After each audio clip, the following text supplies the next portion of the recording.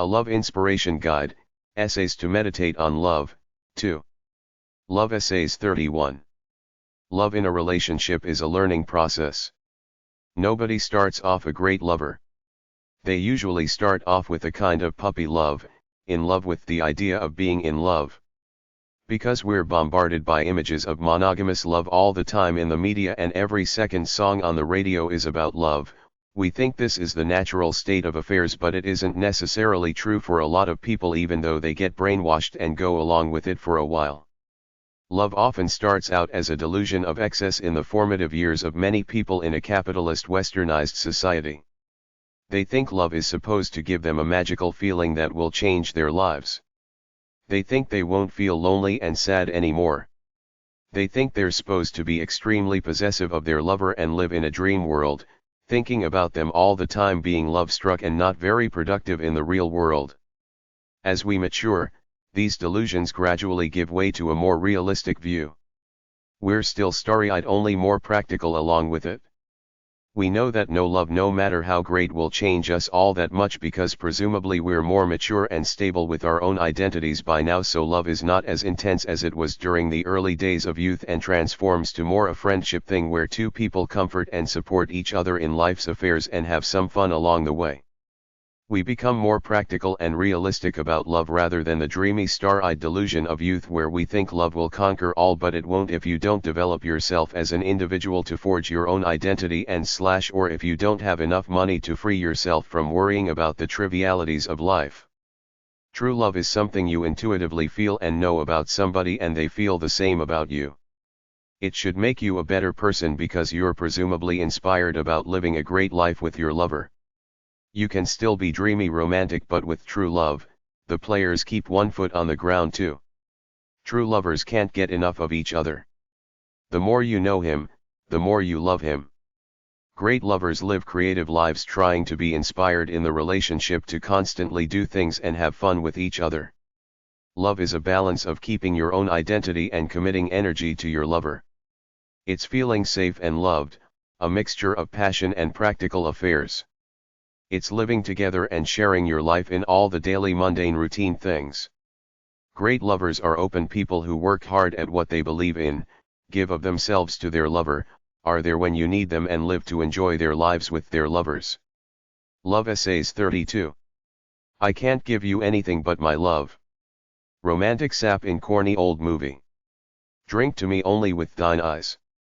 And I will pledge with mine. Ben Jonson.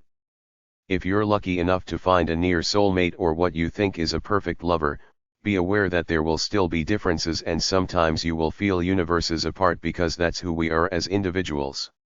We're stuck in our heads, known to none but us, infinite worlds apart from everybody else. If you were to get honest and realize all those sexual, evil, and angry thoughts you get, you could never reveal to anyone else if you want to live in the real world with people.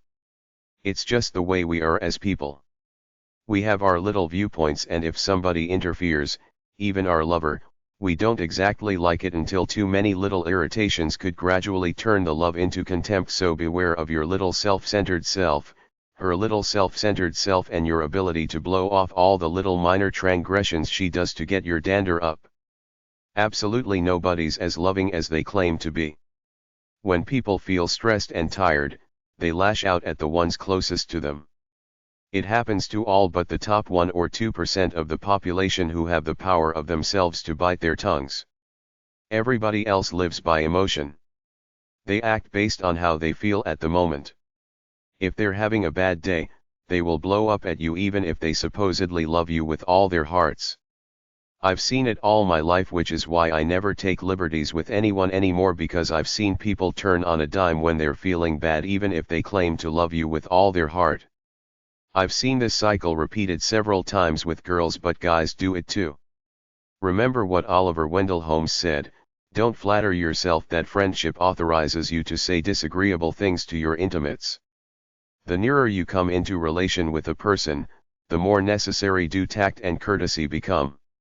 He or she will decide to pick on you for a while to relieve their frustration, then once they've gotten it out of their system, they will come back, apologize and treat you nice for a while. This is the way domestic violence works, but I've seen it played out on a less intense level hundreds of times. Remember, most people don't consciously live for peace to control themselves, they're victims of their emotions, so they express whatever they happen to feel at the moment, either good or bad.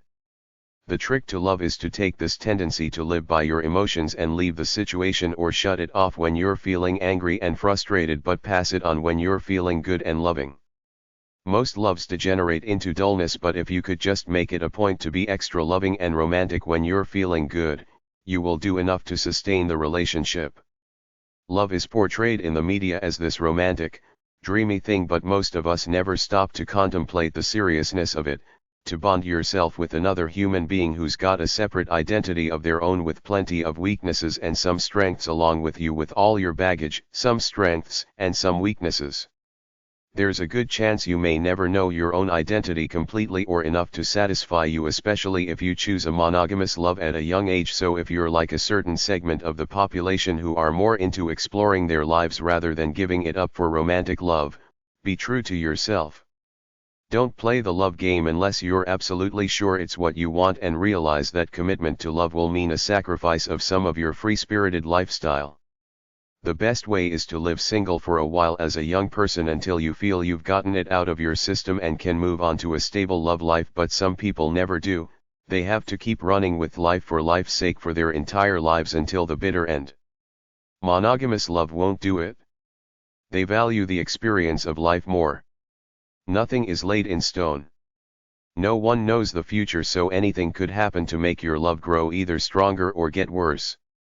Your strength in love will come from your willingness to be open and committed to each other. Love generates love, especially if accompanied by two strong, calm people who are enlightened enough to want good lives for themselves, both as individuals and lovers. Great love should give you energy, not drain you, just like a great inspiration for life should keep you powerful and not sap your energy even though you're expending OTS of it. It's this real ease of love and / or natural life energy that empowers you to get more and keep getting stronger. Many people simply get burnt out by life, and love suffers as a result. In fact, most people, when they're frustrated, actually take their anger out on their lovers because he or she is the most convenient thing, and chances are they won't fight you back. We live in a society of contradictions, promoting love and marriage, career success and the acquisition of material things all as the keys to happiness, but you can't really serve 2 or 3 masters. One will always be number one and the others will suffer. There's no such thing as juggling all 3, you have to commit to one as your highest ideal and stick with it. The marriage might bore you and work might stress you out. Often you will take the frustration at work and use it to put a wedge in the marriage. It's all a big mess which starts with the stress of life, which is why you have to cool it, realize what's important and stick with it. For most people, you'd think family takes the priority over career success, so don't kill yourself at work and sacrifice your family in the process. Appreciate what you have. Get the love back if you've lost it by being romantic and easygoing again. Be an anchor for your lover through thick and thin. You don't need deep psychobabble analysis, you need straight simple love. That's the solution to all your love woes, unless you really don't love her, in which case, get out for your mutual sanity. Workaholics are subconsciously trying to create a perfect world, which is impossible. You're trying to match or exceed some intuitive standard you have within yourself and may sacrifice everything else for it. If you can't relax, enjoy your life, take your lover out and have good sex a few times a week, you could be wound too tight to enjoy love and are probably better off left alone to live a single life, which is more in keeping with your personality to live to match this never-ending standard you have inside of you. The truth is that a lot of men are more interested in work and other things than marriage, so it's no surprise that men consume themselves in things other than their marriage. You have to really search your soul to see where you belong. You can't burn the candle at both ends. You have to decide to work on your family life and give equitable effort. Still do your job out in the work world, but don't be so intense about it. Try to meet each other halfway in the love of each other. Don't let the day-to-day grind wear your romanceability down. You don't need fireworks every night, just a slow, steady burn. Don't focus on the negatives, the trivial disagreements or the fatigue. Try to be up about having some romance in your love life. Come down to earth with your romantic and sexual expectations. As long as you have some, you're doing all right. Only when it feels totally dead should you try to do something drastic about it. Get beyond romance by seeing marriage as a spiritual partnership where the life-nurturing bond between the two of you is stronger than frivolous romantic stuff. This works for some people, to have a commitment to each other's welfare and comfort without getting all soppy and romantic about it. Simply by doing your assigned duties in the marriage and minimizing negative acts towards each other is often enough to sustain a lot of couples. Oatmeal love over fireworks love works for a lot of people because they're comfortable in it without having to try too hard. If that's not you, you just have to get creative and romantic and never stop doing it. You will reap what you sow.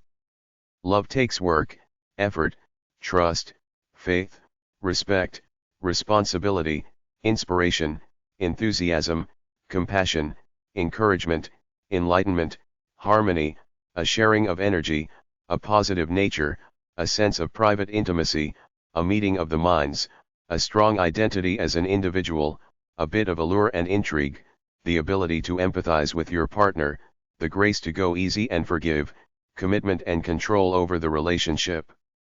You have to be positive, a good friend with your lover, spend your leisure time together, share your lives with each other, be supportive, look good, smell good, have good sex, have some variety in your life, show her you appreciate her, be a stellar example of humanity in your own right as an individual, have intellectually inspiring conversations, share the house chores and keep revitalizing the relationship until the bitter end. Love Essays 33. How do I love thee? I love thee to the level of everyday's most quiet need. By Sun and Candlelight. Elizabeth Barrett Browning, Sonnets from the Portuguese. Love is playing with each other. Love is security, stability, and serenity. Love is compassion, thoughtfulness, communication, emotional stability, emotional contact, commitment, intimacy, and passion. Most of us are afraid of opening up and revealing ourselves to others. Sex has to be good too. A lot of couples avoid talking to each other about problems or deep meaningful things, so the relationship eventually gives way to alienation, and that's the way it goes. You have to talk to find a common ground and move on from there and do fun things with each other. The greatest way to learn about love is to visualize what your version of a great love affair is and try to make it come to pass in real life. Don't fake anything. Be real with each other. Tell your lover when your love for them is not feeling so strong and tell them why. There are bastards and bitches out there. I've seen them in all the books I've read and documentaries I've seen. When you're with a poison person who wants to control you and limit your ability to spread your wings, unless he or she changes drastically, don't waste your time, get out. Countless people psychobabblize their pasts and seem to find some deep-rooted negative thing from their upbringing that affects their love relationships, but I'm not that deep. It's part of the business of this psychobabble field to earn their money by making you mull over useless things that don't really affect you in any way at all. Life starts right now, every current second you're breathing air. My approach to love is more pragmatic than the psychobabble approach. Love the one you're with right now, share fun times and talk deeply about the matters of the moment. Leave the past where it belongs, gone except for idle conversation reminiscing about it here and there. Move forward, not backward. Two strong souls could be difficult to keep a relationship because they may resent the other trying to manipulate them and may try to manipulate the other on some level, so if you're with a strong soul, give them the space to be themselves, don't try to change them, just be there as a rock of love and support when they want to be with you. A big one is ventilation. People as individuals have all kinds of crises and problems simply by being alive in the world. Add a relationship to it and that adds another dimension of possible stress, so the solution is to understand that your lover is a fallible human being, and when they're being nasty, stressed out, or need to unload some of their stress, be there as a supportive friend to listen to them to help them get it off their chests. Be emotionally strong as a team and you will not only have fun together but also be in a position such that negative events won't be able to penetrate the love you have for each other to destroy it. Talk more. Listen more. Choose fun. Love each other. You are what you do. Be with each other and the love will grow. When you give of yourself, you receive love back. Initiate love, have good times, be happy with each other. Love is an adventure of the heart, an exploration of each other's lives. Make it so. Renew your love all the time. Have passionate sex together. Great sex comes when you release the flow of love together, not just live in your own heads trying to get off. Transfer the positive loving energy between each other. You're a team, don't try to hurt each other, outdo each other or hit below the belt with low blows. Relaxation is very important both for life and love. When you develop the ability to relax in life, you will be a much better lover sexually and in the relationship. It's better to be positive than destructive. When you feel destructive and let out some resentment, you can't change it but try to heal it by being nice again. Everybody has moments of anger towards those they love when they're feeling weak and they get on each other's nerves. I believe we all have stress of life which we should purge, and if we don't, we will often take it out on our lovers, so it's wise to get some exercise or do something that gets you away from the regular crap of life to make you feel good. If you try to keep something pertinent from your lover like your mental illness, your extensive criminal record, your membership in the Nazi Party, etc., it's misrepresentation. It won't help anything not to tell your lover something important that's in the present. If it's in the past, you can forget about it if you don't think it will ever come up. Give up your need to control to be a good friend. Don't be petty. Live for the soul of life. If you get into a relationship, it means you're willing to sacrifice some of your self-centered life for her, but if you don't, it won't work. If you see warnings and red flags all over the place but still stay, it's your fault for being the sucker. In the end, the best relationships are with people who feel comfortable by themselves, have good lives and seek to pass them on to others in the hopes that they will get some of it back by sharing their lives with each other. Love Essays 34. Love needs a common interest beyond sex, like a dog, hobby, sport, business, etc. Kids are a huge economic burden, so be ready before you have them. When you do have them, if the man wants to be a good husband, he will be a hands-on husband and do some of the work involved in raising them. As the marriage moves on and your kids grow up, they might start to fight each other for your affection. Jealousy is a big thing with kids, so try to keep your love and attention equal with them. Books about parenting are at the number 649 section of your library, but I believe parenting is instinctive. You want good, happy, friendly, well-adjusted kids, so don't spoil them.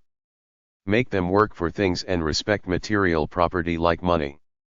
Many men become workaholics thinking they're doing the right thing in providing for their families, but they're actually becoming estranged from their families, just like the old Harry Chapin song Cats in the Cradle goes.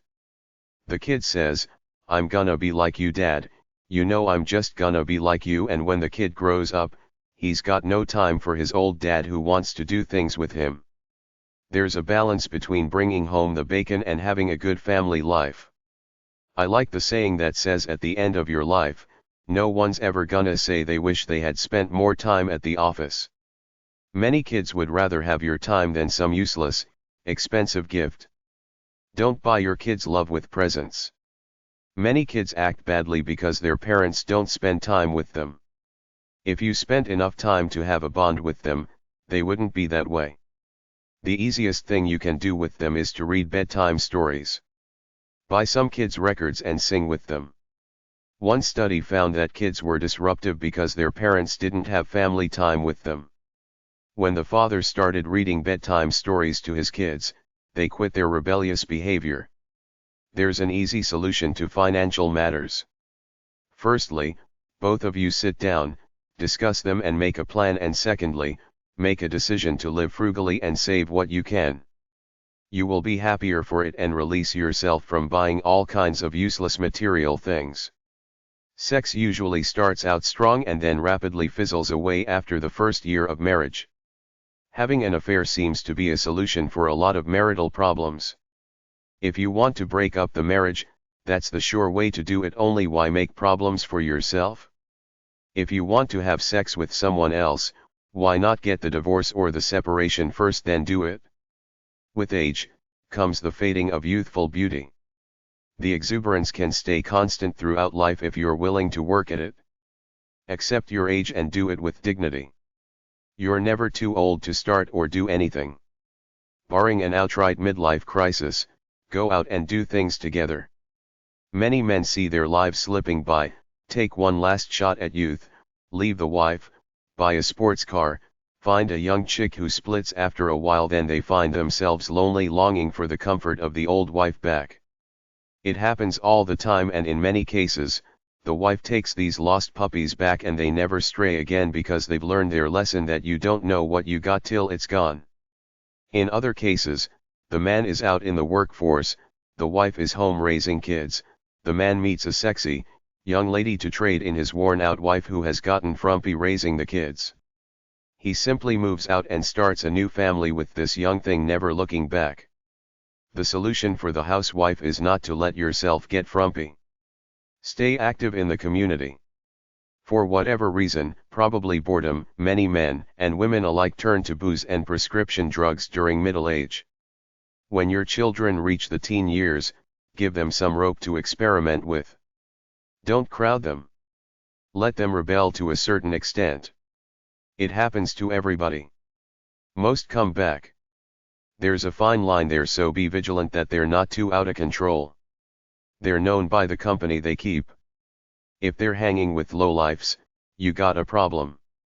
You have to try to talk them out of it. That's the real problem, if they get in with the wrong crowd. It's a toughie. Talk to them. Give them a real job if you're in a position to do so. They will like the money and it will give them a sense of responsibility, not to mention it will keep them away from idle time with scuzzball friends. If you lay the law down too much, they will rebel and you will lose them for a while, maybe for good. Stay cool. Plan activities with them. Go to the YMCA with them and join together. Start weightlifting or something like that. Stay cool about their dates unless they're real scuzzballs. They will hate your butting into their choices, especially at that insecure age. If the lover's a real loser, you might have to talk to them privately if possible and tell them to get lost. It's the only way you will get rid of them. Your kid might think he or she's in love with the scuzzball and tell you to butt out. As a parent, I say your judgment is best. If you think the lover's bad, do something about it. It's a gamble, but you have to do it rather than do nothing. The biggest rule of all is to listen, let them speak their minds. If they stay home as adults, make them pay some bills. In the final analysis, don't take it too hard. Society has a built-in safeguard, they either have to learn to play by the rules or end up as losers, that's the bottom line. If you want to be in a relationship, you have to make time for love, sex, and romance and get away from work and recreation for a while. Love Essays 35. You have to focus on love. You can't expect it to happen and go on by itself. Most couples plan big weddings but don't plan their marriage. Each of you write an essay with the following points, then exchange them. Practical needs. Emotional needs. Desires. Unacceptable behaviors. Deal breakers in the marriage. What you want your relationship to be like. Where is love and relationship in the hierarchy with the other parts of your life? What you really like to do. Your money philosophy. What you like to do on the weekends. What is your idea of romance? Take action to make the needs and desires of the two of you happen. Anybody can be charming one night a week when you go out on a date, but try to be charming when you're living with each other all the time and you will see it's not easy as you think. In fact, this is one of the arguments a Catholic girl used as to why she went on the pill. Catholicism expects you to go from sexless virgin to marriage, where you're all of a sudden expected to be a great sex performer. She said you need to practice even if only with your future husband, which is a good thing because there's too much pressure to go from virgin to a high expectation of sex.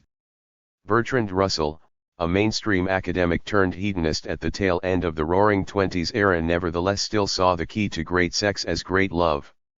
In love, an escape from loneliness. He said, civilized people cannot fully satisfy their sexual instinct without love. The instinct is not fully satisfied unless a man's whole being, mental quite as much as physical, enters into the relation. In order to have great sex with anybody, even if it's casual sex, you have to merge with them while you're doing it to feel, or act, as though you really, really love them. So in order to be a great lover, you have to love the one you're with or pretend that you do. Two people trying to give each other pleasure in a loving way is a definition of great love. In order to have a great loving relationship, you necessarily need both, sex and love, which is why many marriages fail after several years, because the sex goes because the guy gets fat, dumpy, and stressed working for the man, the girl gets fat, dumpy, and stressed raising the kids, possibly working a job, watching soap operas and eating cheesies on the side to pacify her otherwise lost life. If the guy isn't romantic with the wife outside the bedroom in other facets of life, he can't expect her to put out lovingly when he wants sex in the bedroom. It's a two-way street.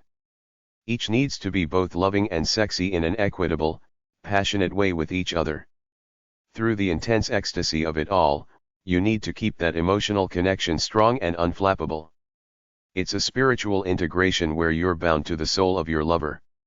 When you love somebody, you want to make love to them all the time to cement the primal bond between the two of you and to satisfy that irresistible urge you have to get as close to them as you can and keep getting to know them on a deeper and deeper level. Sex is twofold, the desire for a great orgasm and the desire to be close to another human being, to feel some of that warmth we crave that makes us feel like we're deeply connected to someone, at least for a little while. Great sex by itself just for physical pleasure is great, but great sex with someone you're in love with is better. In our society, you're not supposed to love more than one person this way. Monogamy is the name of the game. Girls and guys alike want to feel that they exclusively belong to one another, which is the definition of love, a commitment between two people to love each other and hold each other dear, which is a tough standard, which is why I'm warning you to search your soul before you commit in love to someone, because as a free being bound by none, I've searched my soul and found it doesn't agree with most societal conventions, at least not while I'm still young. I'm a flexible guy. I can have great sex with someone, love them while I'm with them and love them while I'm not as great friends, but it doesn't mean I have to be exclusive with them, because it's not in my nature to feel that way and I'm just responding to my primal instincts. So if you feel a need to follow society's conventions about love, think it through first and be ready for a tough battle, because it takes a lot of strength to love someone strongly for life regardless of who it is. The so-called love and sex fields present us with an overload of information and books about how to deal with every conceivable situation in the love and sex game, but they intuitively miss the point.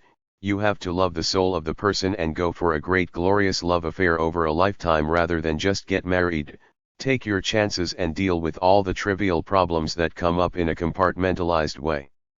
Real love isn't like that. It's a spiritual essence, an attitude to life. You love each other, you have very few problems, because underlying everything is that spiritual compassion, love, and commitment that you're there for each other no matter what.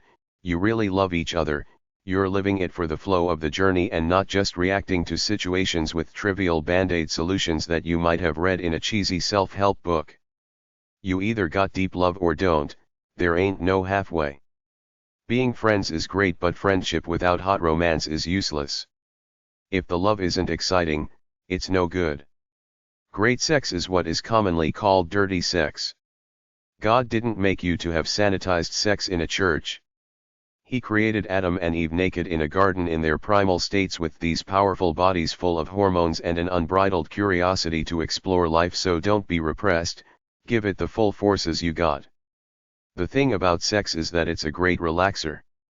It can take the edge off a cruel, hard world and ease any problems you two might have as a couple. So the more sex you have, the better off the relationship will be, but sex is not the elixir for everything. You still have to have a deep emotional relationship and talk things out on top of it. In essence, through all the turbulence that goes with love, the true test is if you can subordinate your selfishness to put your lover first, especially when they're being bitchy and the love is weak. Love Essays 36. Be a citizen in your relationship, not a tourist. Be a property owner in your relationship, not an absentee landlord.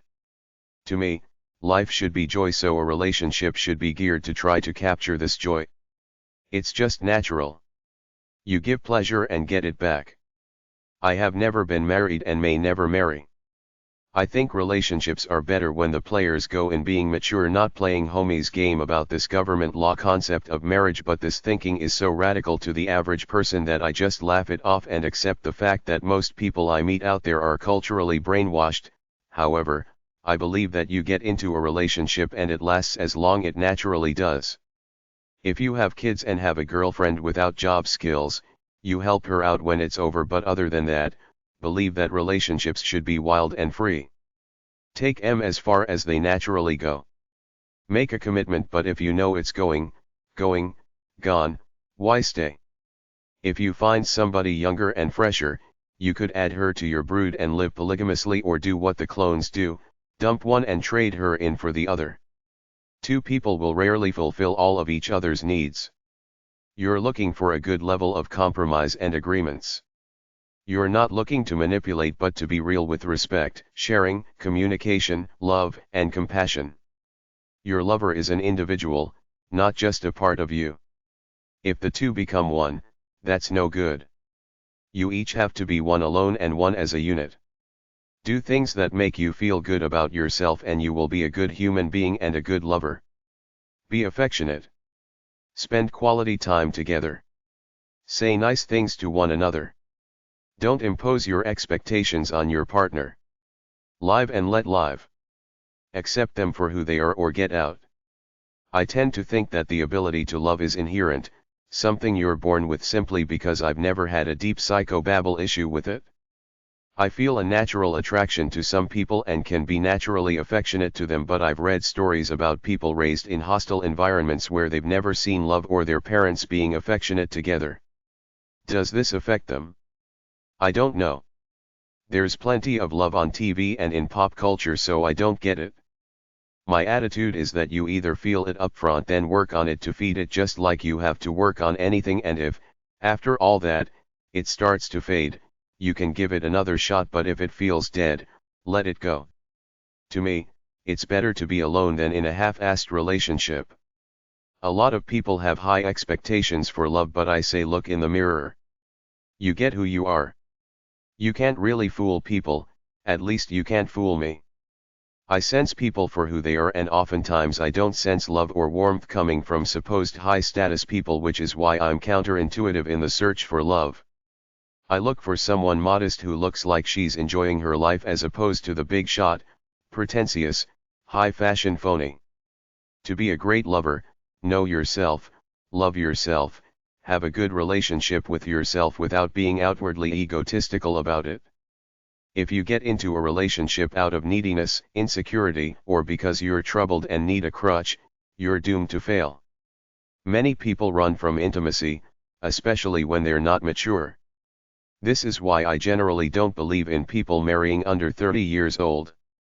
Some of these marriages stay together, but how happy are they really if the people don't really know themselves as individuals? It took me at least 30 years before I could separate me from what society wanted me to be. Until that time, I was a brainwashed clone, which most people under 30 and many people over 30 are. If you don't own your own identity and know for sure you want monogamous love, the odds are at least even against you. Even though I had feelings of love for certain girls when I was under 30, I didn't have the maturity where I could open up and be myself freely, because I was still a mixed up trying to find my way while trying to be cool the way I thought society wanted me to be. Try to honest, free, and share your feelings. Don't be mean even if you're angry. Keep your mouth shut in this case. Stay loving. If you're in an open relationship, tell your lover who else you doing it with. If it's a monogamous relationship, the easiest way to not cheat is to never be alone with an opposite sex person, same sex if you're gay. Every rose has its thorn. No relationship will get through a lifetime unscathed. Be forgiving. Learn to fight without hurting each other. The best relationship is one where your partner inspires you to live a great life. Behind this is the willingness to listen to and respect your partner's viewpoint. If you feel free to say whatever you want to your partner without feeling misunderstood, that's a good sign. Simply sharing your daily thoughts puts you way above most couples in terms of your love quotient. You want to do this to keep the air clear all the time. Don't assume your partner has the same expectations as you.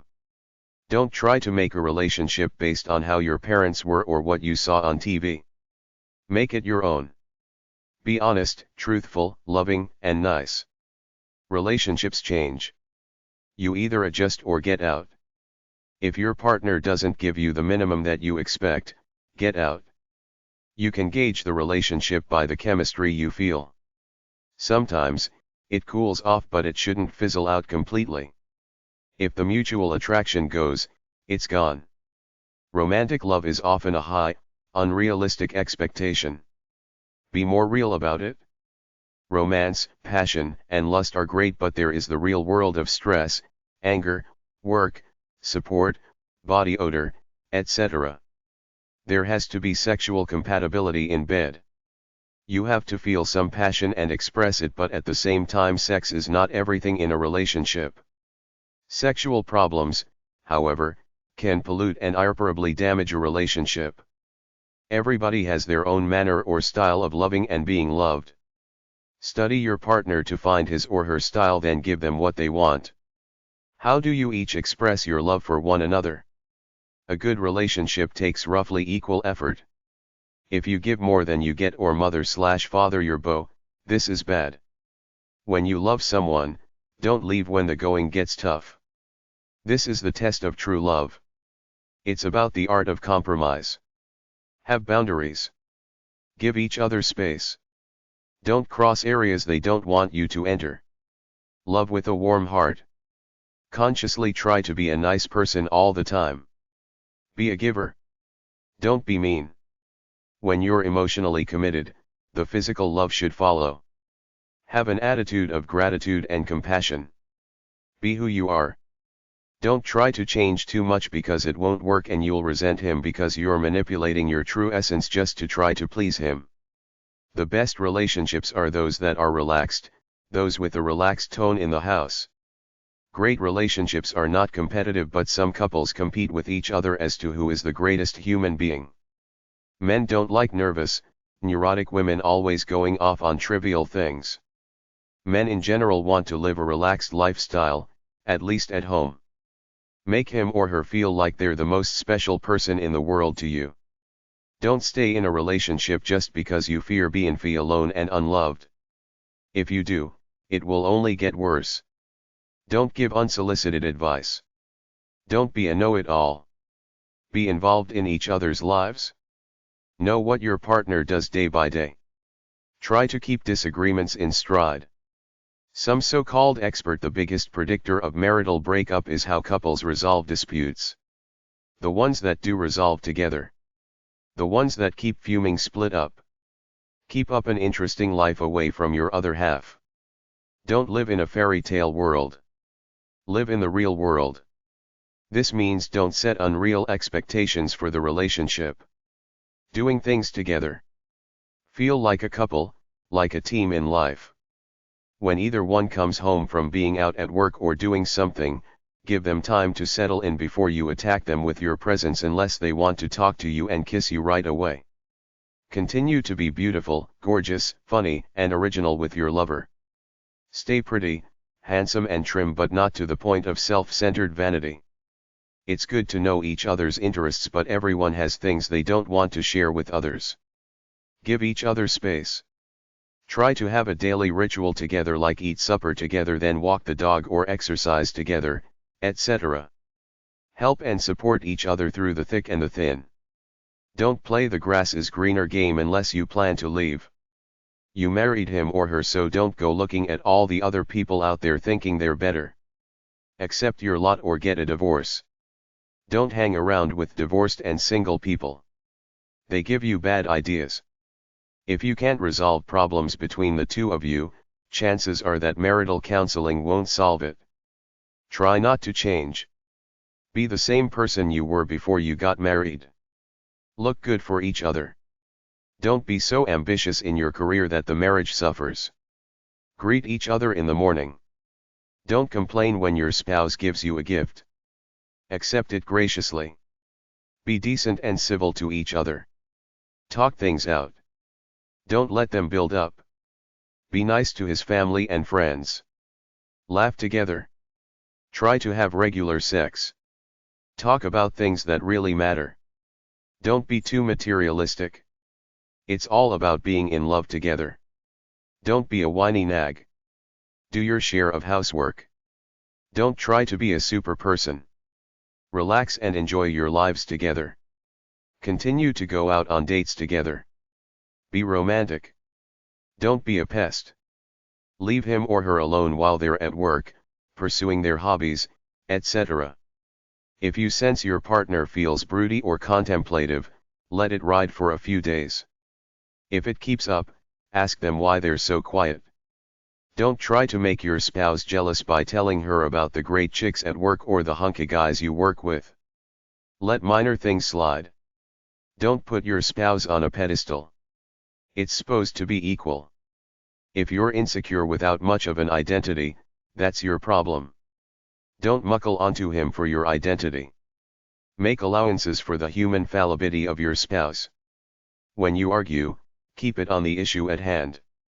Don't get into personal insults. Tone of voice is everything. It communicates what you're feeling. Surprise each other with nice gestures. Don't be a backseat driver. Do things for each other even if you don't want to. That's what love is. Don't badmouth his or her friends and relatives. If you threaten divorce, that's hardball. Don't say it unless you mean it. If you decide to have kids, don't hate them and complain about it. Live by the decisions you make. Love Essays 37. Some people say life is meaningless without a warm and wonderful relationship full of love, fun, honesty, and beauty. I kind of laugh when people say stuff like this because I know full well that most marriages and family relationships are lukewarm at best. As a self-centered hedonist who lives for self-gratification, I don't necessarily agree with this, but I do think we all need some kind of love and affection in our lives, even if it's just love for pets. Having said that, let's look at what it is that makes up the essence of a great loving relationship. Happy marriages are not necessarily related to money. Even though the lack of money or frivolous spending behaviors cause a lot of marital discord, happy couples can be either poor or rich. Beyond having a basic standard of living covered, happy marriages are not dependent on money. Think of you or anybody standing on a seesaw, which represents how they feel about their spouse.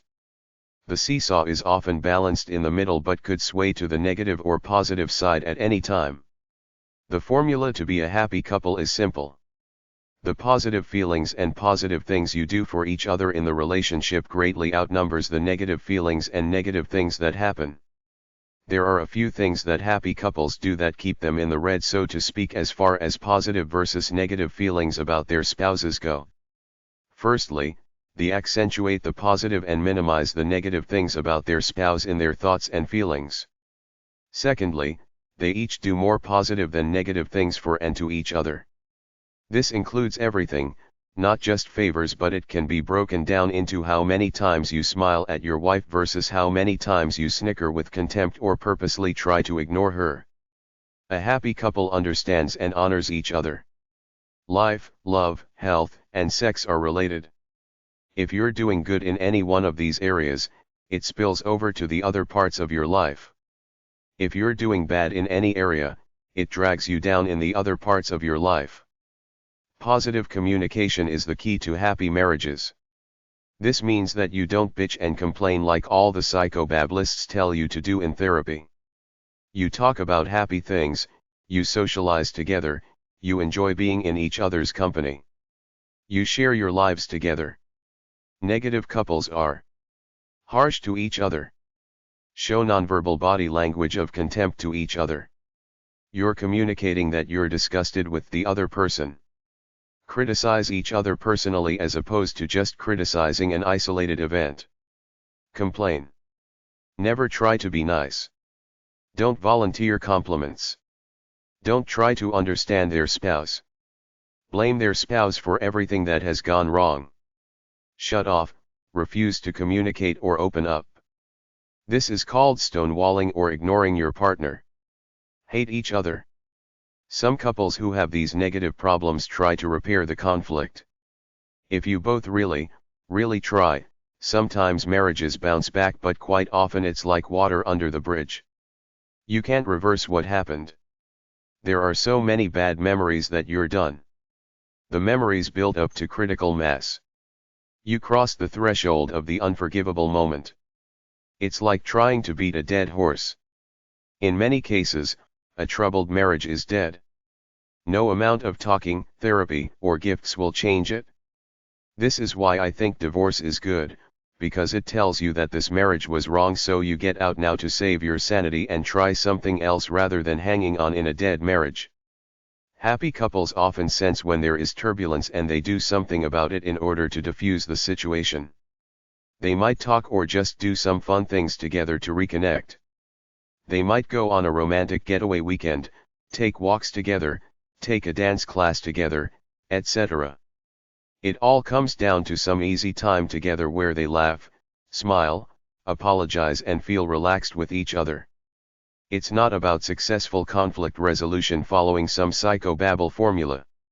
It's really about trying to have fun together, enjoying each other's company, doing things together. Happy couples commit to being good friends. They treat each other well. They have a mutual respect for each other. They like being with each other. They understand each other, or at least try to. They do both little and big things for each other all the time, every day. This can be as simple as taking one walk together per day because you emotionally connect during that time, and that's what a good relationship is all about, to have a constant emotional connection. A happy marriage is not passive. Just like you dedicate yourself to your job and hobbies, you have to dedicate yourself to pleasing and honoring your spouse. You have to constantly feed the relationship with care and attention, just like you have to feed a plant until it dies. Compliment your partner. Turn to your partner as your best friend. Even when you have problems in your own life, don't turn away from your spouse. Tell him or her about them so that he or she understands where you're coming from. Be helpful around the house. Try to talk socially at least once a day, either at supper, during a walk, or before you go to bed. Try to have some romance before you go to sleep. This can be as simple as a hug and kiss. Have an equal marriage. Let your partner make some of the decisions about the relationship, the house, the kids, etc. You can't be a control freak. When there's a big disagreement, compromise rather than tightly sticking to your demands. Don't take disagreements so hard. Let your partner have her way, then comfort her and tell her you love her. With some issues, there can be no compromise, such as one wants kids, the other doesn't. If you're the winner, tell your partner it's not personal, try to make it up to her in some other way and move on. If you're the loser, explain that you accept it, it's not that big of a deal to you, and say you will move on. Nobody is perfect. Accept your partner's weaknesses. Ignore them. Focus on the positives. Have good manners. Be gentlemen and ladies. When you bring up a complaint, be soft and non-personal about it. Focus on the behavior or task that has to be done, not on criticizing the person for screwing up. Keep it soothing and easy. Try to keep the situation lighthearted. If one of you gets really mad for one reason or another, that's a bad time to try to get in their face and try to argue your point of view with them. Go away. You can't do anything anyway because they're so angry, and you could easily make it worse, so get out of there. Keep an open mind about everything. Consider your partner's point of view. Some marital problems don't have solutions, such as the guy is messy, the girl is a clean freak. You have to meet halfway, accept each other as is, and always bear in mind that this is just minor stuff. Your love for each other is much bigger than your cleaning habits. You must explain to each other your rationale for doing things or wanting to do things that your partner doesn't understand or agree with. Once he or she understands, it might shift their perspective to your side. Happy marriages are sharing your spiritual essences as human beings and going in the same direction together. You essentially have the same dream and pursue it together. You agree on most of the fundamental things in life. Always make time for each other. Do something together every day. Be nice to your spouse every day. Do at least one romantic intimate thing per day, like kiss and hug at least once. Go out together to do something socially at least once a week, even if it is as mundane as grocery shopping together. It's not what you do that matters. It's the fact that you're doing something together. Negativity builds up if left unchecked. Happy couples spot problems early, then nip them in the bud, so to speak. Love Essays 38. The theme of all love is respect. There are clear boundaries between the two of you as individuals which shouldn't be crossed. Then there's the couple space. Studies have shown that women who watch romantic movies have unrealistic expectations, which is why they get disappointed easily. You gotta live in the real world and accept your differences and weaknesses. Trust is achieved by being open about what you're thinking, by talking about it. The biggest thing about enduring love is to talk about anything regularly. You have to connect. If you do something together like walk the dog, it's a natural time to talk. If you don't talk regularly, the marriage will either be mundane to bad or you'll split up. Expect to quarrel. The key is to make up quickly. Afterwards, show your partner you understand his point of view. Either solve the problem or get on despite the unsolvable differences. Each of you say your piece, then negotiate and get on with life. There are perpetual problems like money, jealousy or anger. Quite often a perpetual problem is indicative of an individual's sour personality. If money is really a problem, move into a smaller place, drive a cheaper car, read my money book, but don't use it as an excuse to express your natural anger all the time. Keep it to yourself. True love is easy. Love your lover when you're with him or her and when you're not. No matter how estranged you are, you can always mend by trying to be good and kind, even if you are the only one trying to work it out. Let your lover know that being apart is painful for you. Whenever you're together, tell her she's your one true love. You have to work at keeping a relationship loving and strong. If the relationship is troubled, don't focus on the negative, be loving. Don't play out negative thoughts thinking it's doomed. Try to be loving. Focus on your own inner peace. This makes you a better lover. Don't be desperate. Your lover will feel he's being smothered. He will feel you're losing your mind. Don't listen to the so-called experts. Listen to yourself and the common sense knowledge in this book. Don't do things that push your lover away from you. If you have a problem, make a move to talk it out. Strive to have a beautiful, exciting and rewarding relationship. Continuously work on strengthening the bond. Infuse energy and intimacy into your relationship. Create mystery about yourself. Don't break the lines of communication. Be happy together. Give him a hug twice a day. Let the love grow and flourish. Learn to have peace of mind with or without your lover. Work out problems. Take care of your health and body to look good for him or her. Smile at him. Know each other intimately. Create romantic time for you and your partner. Let your partner know you love and appreciate them. Breathe life into your relationship. Enhance the love in your relationship. Keep the love alive. Wash away the negative thoughts. Have long talks. Be partners. Try to understand each other better. Give each other space. People can't read minds. You have to say what you want and need. Intimacy is a state a couple has to work at in order to reach on a regular basis. There has to be a balance. Each has to give about 50%. Caring is expressed through spending quality time together. You have to have a shared idea of the future. If you both come from different cultures, respect each other's culture. It's a big thing when couples get mad at each other to start putting down the other's socio-economic, ethnic or religious culture. Watch for it when it happens. Then stop it. Make the relationship a place of peace, laughter, and interest in each other's lives. It's always good to have an outside friend or group to talk to. It's always good if a couple does something active together, like work together or go for walks together. A great relationship grows. Don't make assumptions or read minds. Be reasonable. If you want love, give love.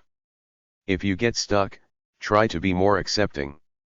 If you can't, quit before you get in deeper. When you screw up or feel angry, that's the time to make up. Don't fume and turn away. Love is commitment through thick and thin. The greatest love is a couple working together as a team. All big decisions should be made democratically. Each person should have some defined responsibilities, like house cleaning, taking garbage out, mowing the lawn, buying groceries, etc. It's no big deal to have separate bedrooms, especially if one is nocturnal or works at night. Just meet in each other's bedrooms for intimate encounters.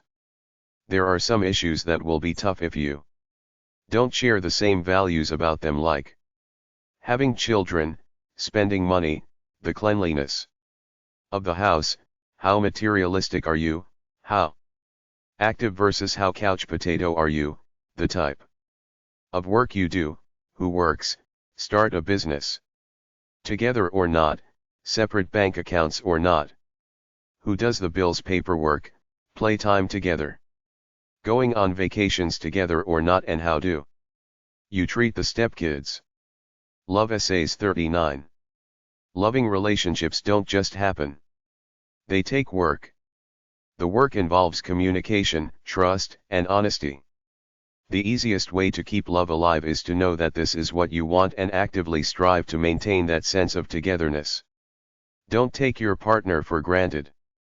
Stay in touch every day. Talk for at least a minute or two every day, no matter what. The 8 A's of a loving relationship are: acceptance, accommodating, active, admiration, amore, appreciation, approval, attention. Love and romance are good, but they tend to make us too civilized and too respectful. Be more primal. Sex is a primal act. Don't hold back out of consideration. She wants you to fuck her hard like a man should. If you're too civilized, you will be always holding back. There's love and lust. A great relationship honors both. The problem is that when people fall in love, they start to think that sex is uncivilized and become too civilized about it. Underneath it, we are animals and we should live by nature to some extent without letting civilization sanitize us too much. People change as they age. They generally get down on themselves. This is horrible for relationships. The way to counter it is to take care of yourself and stay inspired about your life. This will make you a better husband/wife. Roughly speaking, a relationship is made up of love and sex. Even though many couples are in love but don't have sex, a full relationship includes sex. To have good sex, you have to first feel good about your life as an individual. Build a relationship outside the bedroom. Do these things together and it will help with the sex life. If you're having problems, don't blame each other. Think about it, then talk it out after you've analyzed it. Don't avoid sex. Have intimacy even if it's minor, like cuddling and laying together. Build it up slowly over time. Focus on what's good in the relationship both in and out of the bedroom. Use your hands to touch each other tenderly. Massage each other. Praise your spouse. Don't judge. Accept your lover as is. Forgive. Apologize if you must. In many relationships, one wants sex more than the other. This is why porn, sex toys and cyber sex is so good. Men's sex drives are generally higher than women's, which is why wives shouldn't get all bent out of shape when their husband watches porn or does something like that to help him jerk off. So what? Just because he married you, he can't shut his sex drive off. And now you've got 3 kids and don't seem interested in sex, but he still has his need. If you get mad because he goes to the local strip joint once a week, you're driving towards divorce. Meet halfway in all matters including sex. If you don't like sex, let him have his cyber sex in a private room in the basement. Don't avoid sexual problems. Resolve them one way or another, either try for sex or go on as a couple without it. If you agree to a sex life, agree that you will both try to be healthy for the sake of it, and agree that each should initiate when they feel like it, or at least give advance notice that you want to fool around later. This way you plant the seed of desire in your partner. If the relationship is bad emotion-wise, sex won't cure it. Focus on the problems in the relationship. In any event, focus on having a great relationship, and the intimacy and sex should follow. Don't be selfish or greedy. When you strive to please your partner, they often try to please you. Don't confuse love and lust. Love first, then express your lust. Women, even married one, are afraid of being too eager with sex because it seems to imply a loose morality, but this is what men want, a great woman who loves sex and shows it. It's better to be slutty than to be considered a Dudley lover, a log who doesn't do anything. The way to get your wife to stay interested in sex is to be a great lover. If you're a dud in bed, she will lose interest. Don't make major decisions without consulting your spouse. Be considerate, thoughtful, loving, and sensitive. Be empathic. Be an attentive listener. Don't criticize, smother, control, insult, or manipulate your partner. Give your partner space to live his or her own life.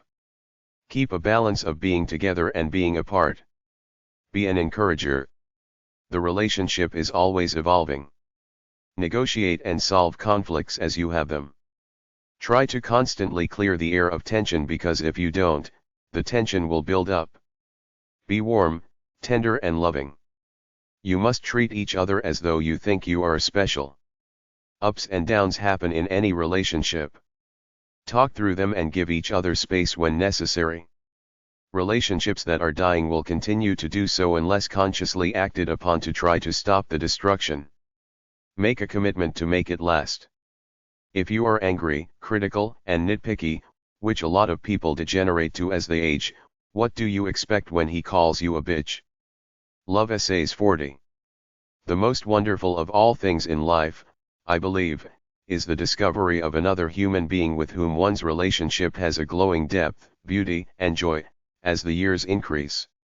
This inner progressiveness of love between two human beings is a most marvelous thing. It cannot be found by looking for it or by passionately wishing for it. It is a sort of divine accident. Sir Hugh Walpole. A soulmate is someone who has locks that fit our keys and keys to fit our locks. When we feel safe enough to open the locks, our truest selves step out and we can be completely and honestly who we are. We can be loved for who we are and not for who we're pretending to be. Leslie Parrish in The Bridge Across Forever, a love story by Richard Bach. Romantic love just happens. Relationships are built. I think I figured out what soulmate love is. You have a certain purity which is your soul. It gives off a certain kind of energy and life speed. You attract people who are like you in spirit. It's not going for the most beautiful or wealthiest person. It's about who's right for you, who thinks like you. I think that most of the women they call supermodels are just skinny girls who got lucky. I'm more attracted to buxom, wholesome girls. You should not live by other people's standards. Everybody wants their equal in life, somebody that they know in a second has some unexplainable, mystical, preordained connection with them, somebody who completes and complements them, two pieces of a whole, two peas in a pod, so to speak. Instantly you think you were meant for this person and they think the same about you. It's an exciting feeling because it's so intense and all-consuming. You can't help it. Your soulmate is a reflection of your soul. Your true soulmate has the exact same soul as you do. That's all that really matters in the game of love, to search for someone who comes along who finally feels like you do about things and probably looks like an opposite sex version of you, that is, someone with roughly the same qualities in the following areas. Instant mutual attraction to one another based on sensing that you have similar souls and have the same level of physical look and body beauty. Amount of vitality they have. Health. Clothes you wear. What social group do you identify with? Status, what kind of car you drive, the way you talk, where you think you are in the pecking order of society. Mental temperament. How independent are you from cultural brainwash, or how much of a pop culture clone are you? Age. Skin color. Racial origin. Religion. Socioeconomic class. Attitudes in life. Moral values. Intellectual level. How curious are you about life itself? Level of achievement in the world. Geographic area. How close do you live? Is it country versus city, big city versus small town, on the coast versus the mountains, etc.? I knew one guy who had been married once, had 2 kids, was with her for 14 years, but when he met this other one, it was all over for him. Even though he was a nice guy at heart, he had to tell his first wife it was over, then went on to marry the other one. He told me he felt like a loner all his life until he met the second one, even though he had been married for 14 years to the first one. This is what soulmate love is, you know it and feel it, not like most couples who have a percentage of it, like maybe 50 to 80%, but very rarely do you see that 100% instantaneous thing. We all dream of the perfect romantic love, of meeting someone somewhere, and when you make eye contact for the first time, there's that instantaneous rush of intense attraction that goes down into the core of your soul like a bolt of lightning, and you know that they're feeling the exact same thing as you, kinda like, finally, someone like me, where have you been all my life? Bells, whistles, and some love song goes off in the background of your mind. It's called animal magnetism, primal attraction, when the earth shook, when time stood still, a buzzing in your ears, a train going through your head. Many cliches have been written about it, but the most important thing is that it's your instincts telling you that he or she's got good genes. It's like a meeting of souls. It's so deep even words can't describe it, and it's rare, often relegated to our fantasies and a few moments in movies, but it does happen. Go back to the Thornbirds when Father Ralph as a young priest first laid his eyes on Maggie as a young girl about 8 to 10 years old. There's a scene in there when he's staring at her with that watery soft look of love in his eyes. This is that pure mesmerizing love we all crave. If you get this feeling just a few times in your life, you're way lucky because it's rare. I've gone for years without seeing anybody that inspires this feeling out of me, but I've felt it a few times. I keep going back to that line I heard somewhere because it's so true. Love lies buried in the soul until awakened by an object worthy of desire. It's like a lightning bolt of electrodes hit your brain and put it on high activity mode. It's natural, it can't be forced. It either happens at 100% full intensity in the first few seconds you see someone for the first time, or it doesn't. They either rock your world immediately or they don't. Anything less equals lukewarm love and ulterior, less romantic motives like getting sex or a provider until the next one comes along. It's more like, he's alright, rather than, wow, I just met my wife. Love is like falling asleep. The harder you try, the less you can do it. It has to happen spontaneously out of the blue in a cloud of passion from the soul. It happened to me maybe 5 times, and a few other times that were close but not zip-zop-zowie, and when it does, it's a feeling like wow, kinda like Goofy suddenly going all googly-eyed in the comics when he sees Minnie or someone and his eyes bug out. You can't look for it, it hits you when you least expect it. From the beginning, if 2 people find each other, they should feel they're cut from the same cloth right from minute 1. It's a comfort that you know he or she is like you, thinks like you, and sees the world like you do. Everybody wants the love of their parents in their partner. You think like you're superglue, attached right into each other. Love may take work, but it's supposed to be soft, passionate surrender. That's the only thing that really matters. You feel inseparable, each a part of the other. If you have to work hard at it, it's not love. It should be an easy, flowing thing. Most men work all the day, they don't want to work when they go home at night. They want easy love. If you want to drink out of the cup of the elixir of love, you have to pick the right one up front, someone with a beautiful, innocent soul into whose eyes you can see forever. For me, the only rule is that her heart must live inside mine, and I must take the attitude that nothing will ever come between us as long as we both keep the code. My ex lived inside of me, and no matter what I did or how far away I seemed, she was always on my mind.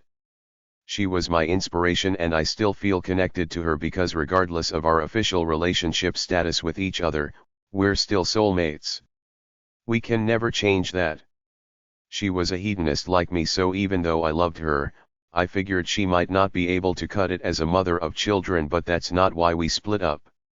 She was into heroin too much and couldn't break free from it. I'm more responsible. I like to catch a buzz, but I know I need my inspired work in order to feel self-respect, but I still love her wherever she is.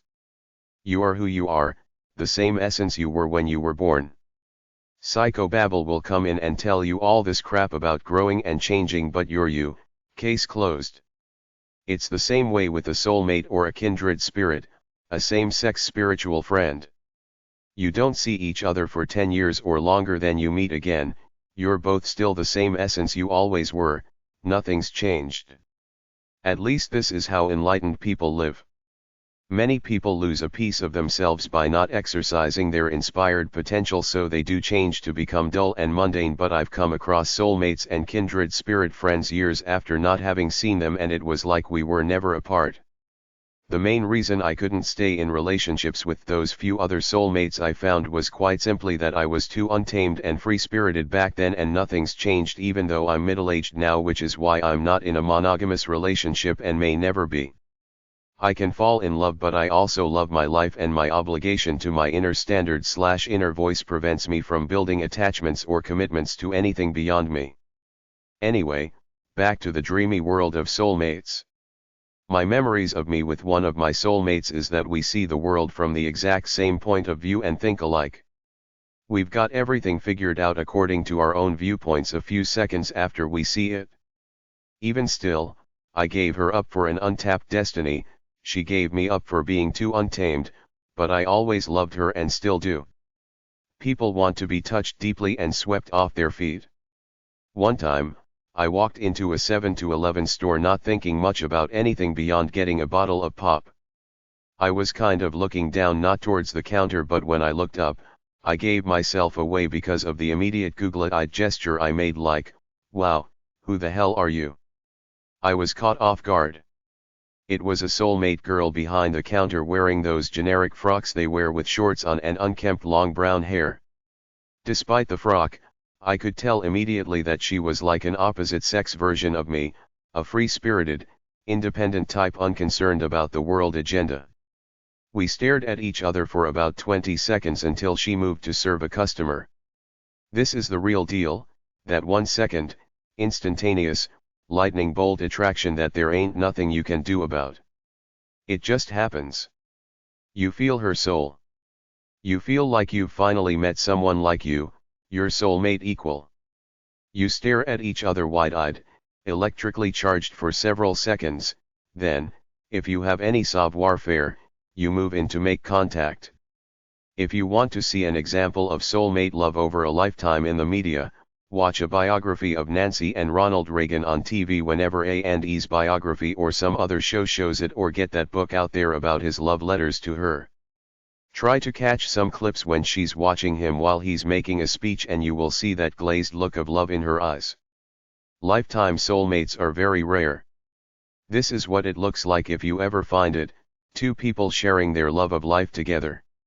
I see plenty of nice-looking girls around, but they do nothing for me intuitively because they're white bread, vanilla ice cream with some pop culture pretenses to them, while I'm interested in the girl who's detached from all that, who's happy being who she really is without feeling a need to color her hair or wear the latest styles. I feel no strong intuitive warmth and original individual spark coming, for a lack of a better term, from their auras. This is the way we all judge other people, by feeling the sense of aura or the vibe around them. So if you're truly on the hunt, this is all that matters. So you have to first bring your vibe up to a standard such that people are automatically attracted to your beautiful, bodacious self. The way to do this is to look good and alive, and the way you do this is to be thin or voluptuous and love life, or at least act like you do. I contend that everybody is a romantic spirit, at least in the privacy of their minds, but to show it to other people is another thing altogether. I was watching a documentary about people dying, and one of the several stories they were covering was a 60-ish guy with cancer. He told the doctor he wanted to tell his wife that he really loved her, which he had never been able to, and as a result, a wall developed between them over the years. This guy is on his deathbed. So the wife came in, the doctor stood in the background and watched them play out the old superficial script with each other. The guy couldn't break down and tell her what he really felt. I experienced this too as a young guy in love with someone. When it got right down to it, all my cultural conditioning prevented me from opening up like a lovelorn sap and telling her how much I loved her. I couldn't do it. I learned from that lesson that if I ever want to love somebody, I had better open up with them. Love can take a hard toll on you because you know that love is an instantaneous thing, 1 second, and you're hooked on her inner and outer beauty for life because you feel it way down deep. Nothing can ever change that. Everyone else, no matter how nice and pretty or how big and soft their boobs are, just don't rate. That's just the way it is, but the problem is that you just don't have one soulmate. There are many possible soulmates out there. If you're a lover of beauty, you will come across many beauties, and just like art, beauty is beauty, one is not better than the other. You will see a few soulmate type girls every year or two if you're lucky. I never stayed with any of my former flames because I was a restless spirit who had to go out and make my own way in the world, and even now, I'm still caught in the conflict between a free exploration of my life and the need for love, which will probably never end for me because I want both. The game is all about getting enough money to do what you want, and once you get it, if you want love, you can pursue it hassle-free, or if you're interested in a bit of love as well as a variety of sensual pleasures, there are ways to have your cake and eat it too. I'm strong enough to make it through alone if need be, but life goes better if lived with a soulmate companion. I've done my share of life itself, exploration of the seamier sides of sexuality, ranging from what I felt within and what's out there in the world, and in the end, I still feel like Solomon. He had his 300 wives and his 700 concubines, which gave him his sensual thrills, and then he met the beautiful Queen Sheba, who he wrote his Song of Songs to, up ahead in the Christian section. Even though he reportedly fell in love with one woman, he was still the archetypal man. He wanted a glorious monogamous love, but wanted his harem on the side for random sex whenever he felt like it, and this is it. I've been in love with some very nice girls in the past, but I still had to live with that sex drive I had, and no one girl can be at my beck and call to satisfy that, especially if she gets pregnant then starts raising children. Every man has to decide if he will sacrifice some of his sex drive to be in a monogamous relationship. This is what it will cost, because a monogamous relationship is much more than sex, and you have to play along if you want it. Love Essays 41. I want to grow old loving her. It's a feeling of connection. I'm looking for my father in a relationship, someone who treats me that well. Is there one great lover out there waiting for you just like you're waiting for him or her?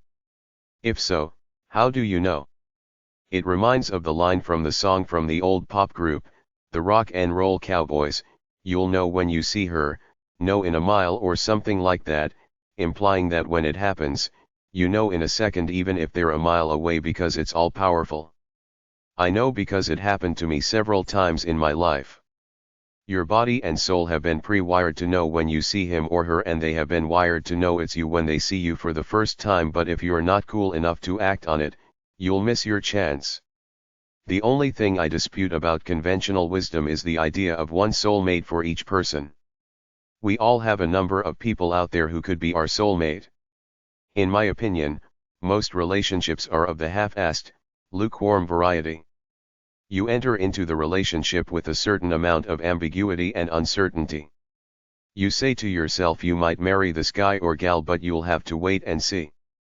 So you wait and see, and in a few years, you either split up or decide to marry, even if there are no fireworks, just a comfortable log on the fire, because this is better than being by yourself, so you do it, but it's not the hot from the fire, passionate love affair we all really want.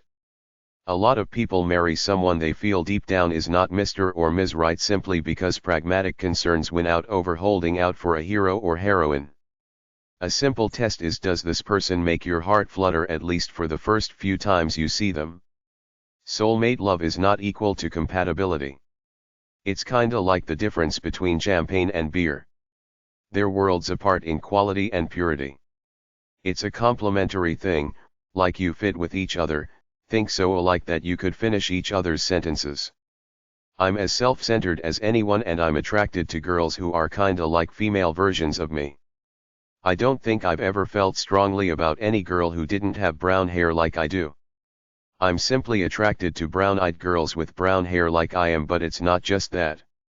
I look for that free thinker vibe, that girl you can tell is not a slave to the cultural forces around her. You can tell she owns her mind, thinks her own thoughts, and is free and independent, but not in a serious, morbid way like the ambitious feminist types, but in a fun, easygoing way. She's enjoying her life, being herself. I'd go so far as to venture to say this is what all real men really want, as opposed to the pop culture clones out there who think going shopping and buying new clothes is the coolest thing around because that's what society told them to do. It's that intangible connection that either makes or breaks the potential relationship when you meet someone for the first time. Once in a while it's very strong right away. Sometimes you're thinking she's not 100, but there could be potential here. Most times you feel nothing except to see the person either as a sex object or a generic human being who does nothing for you. You never know when you'll meet a soulmate, and even if you do, the timing could be off. If you're a young, insecure guy or gal trying to get somewhere in a career, you might not be willing to go for it. If you're poor and living in a dive, your pride might stop you from going for it.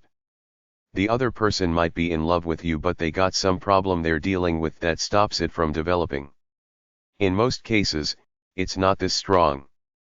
There's uncertainty even as you tie the knot. Most people settle for somebody who doesn't completely fulfill them, but this is reality. Real life is not as perfect as you would like it to be according to the fantasies in your mind. We have such a high divorce rate. Why do you think it is? I think it's because we're not taking love seriously. We're taking chances on half-assed loves, hoping they will flourish after the wedding, but, of course, they don't. It goes back to my belief that unless it's hot right from the first second with that intangible feeling in your soul, why waste your time? But then again, it's not a perfect world. Real people will rarely match your fantasies, so you have to take what looks alright from the pool of people in your neck of the woods that are also attracted to you, because in order to get to marriage you have to meet halfway, which is an incredible feat in itself without even thinking of a cosmic, earth-shattering love connection. In the end, finding the right one cannot be planned out or accomplished. It just happens. Some components of a good relationship are as follows. You feel pure love for each other without ulterior motives. There is warmth when you're with each other. You talk freely and openly. You spend time alone, with each other alone, and with each other's friends and family. It's a democratic, free relationship without one person controlling the other in any way at all. You respect each other's moral values and personal opinions even if you don't agree with them. You touch each other regularly with love, not necessarily for sex. Love Essays 42. You're my only love. I just want you to be happy. When I'm with her, I have this special, deeper feeling. I'm so happy. She blows me away. This is love, to fly toward a secret sky. To cause 100 veils to fall each moment. First to let go of life. Finally, to take a step without feet. Rumi, 13th century Sufi poet. After I wrote this article, I saw the 6-hour double movie Anne of Green Gables made in 1987, probably the most famous one. There have been at least 6 Anne of Green Gables movies made. These two kindred spirits meet in grade school, but they're afraid of this intense connection they feel, so they argue throughout their youth. Then Anne, the creative one, wants to go out and see the world, so she tells Gilbert she doesn't want to marry him. She goes off to the big world, is proposed to by some rich guy in Boston, while Gil goes to med school and gets engaged to a doctor's daughter. The story is very strong because it has two strong themes running concurrently: soulmate love and leaving home, the illusions of the outside world in enticing people to chase money, fame, and fortune over following their true natures. Gil gets scarlet fever, so his fair-weather fiancée leaves him. He goes home to die. Anne gets her simple book of stories about life in their small community published, so she earns enough money such that she doesn't have to go out into the world teaching anymore. At the end, they finally get that all-encompassing embrace, but this is further intensified by the fact that they have no dreams or illusions about the outside world anymore. They've been there, done that.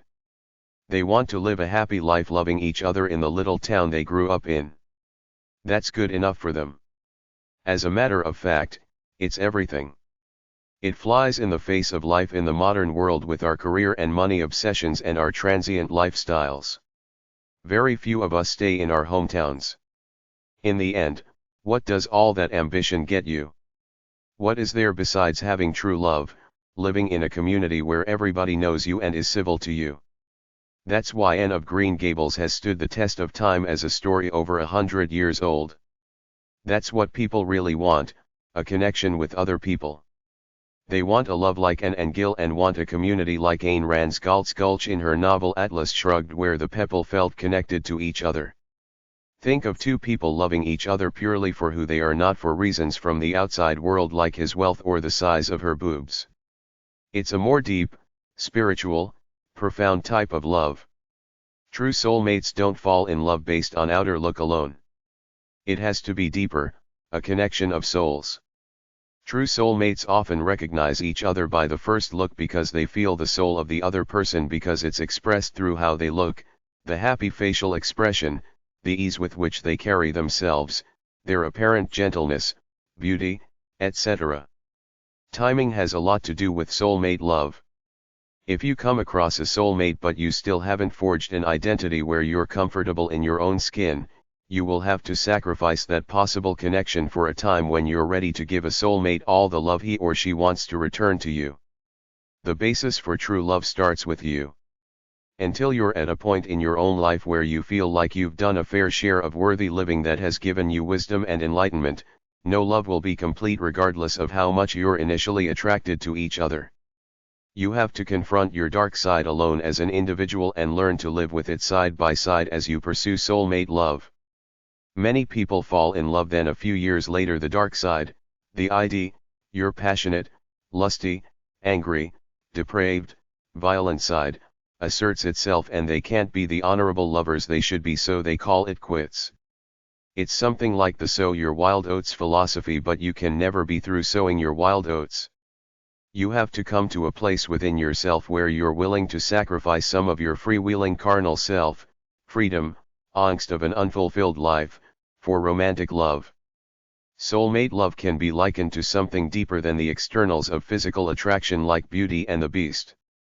The Beast is the guy with the rough, gruff exterior who nevertheless has true inner beauty if someone is willing to give him a chance to find it, but because no one does, he gets angry and sad and gives off this exterior persona.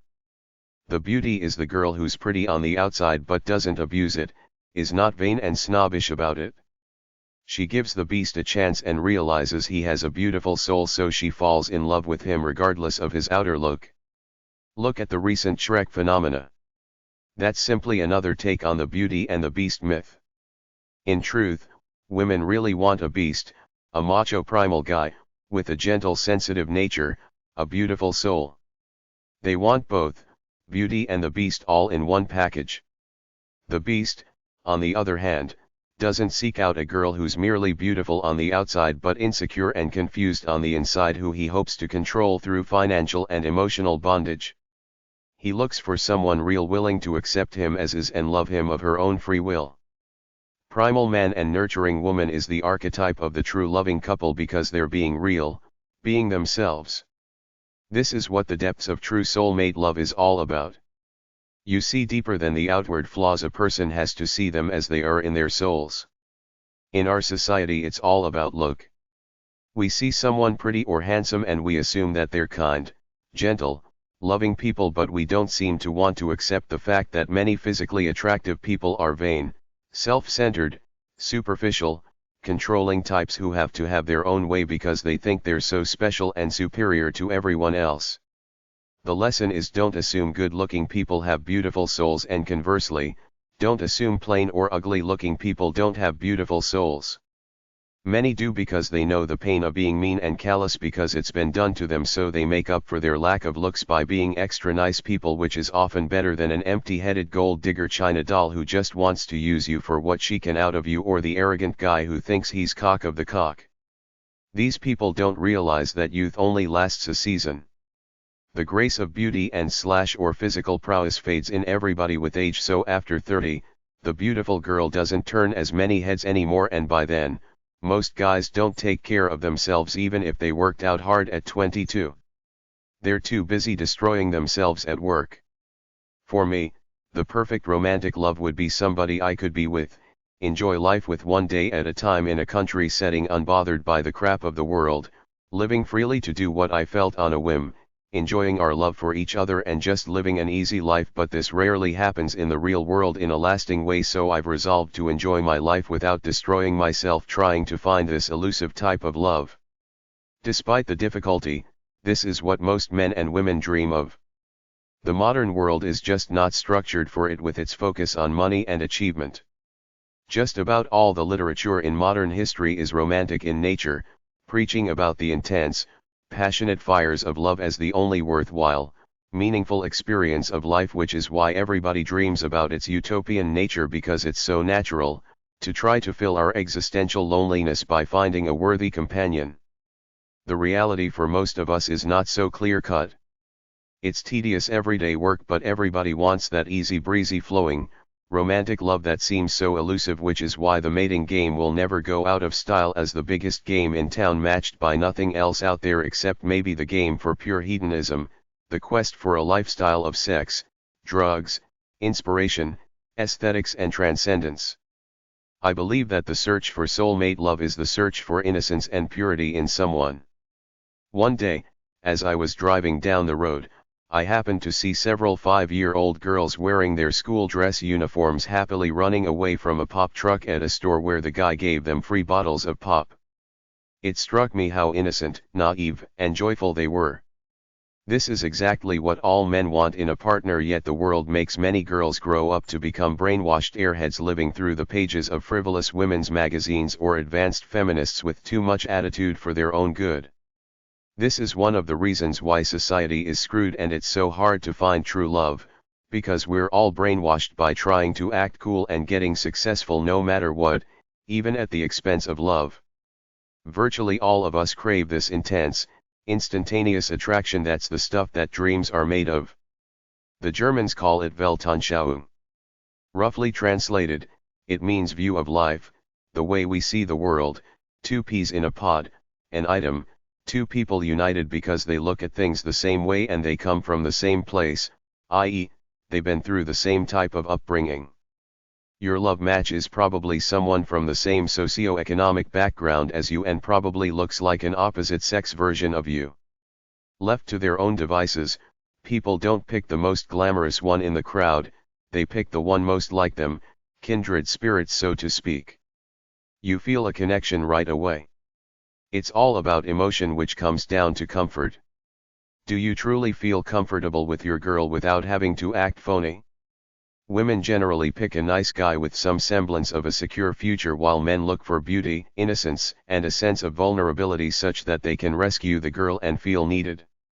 True love is intuitive, as close to two souls in one as any of us will probably ever get, two hearts in one, soulmates, inseparable.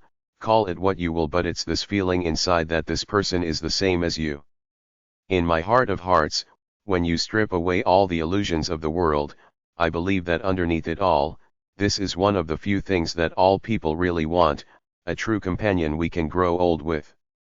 Solitude is fine for self-reflection, but loneliness is probably one of the worst feelings on the planet, and people desperately try anything to get rid of it, especially to pair up with the wrong match.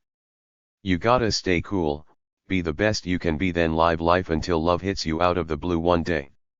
All lukewarm imposters you might go out with to take away your feeling of loneliness will never last, so you might as well wait until you come across the real deal. Love Essays 43. We can be completely and honestly who we are, we can be loved for who we are and not for who we're pretending to be. The Bridge Across Forever, a love story by Richard Bach. This kind of certainty comes once in a lifetime. Bridges of Madison County. I feel happy being with her. She's so special. I'm the luckiest guy because I'm with you. I didn't think I was able to be mesmerized until I met you. Love is the only game in town. Never give up on it.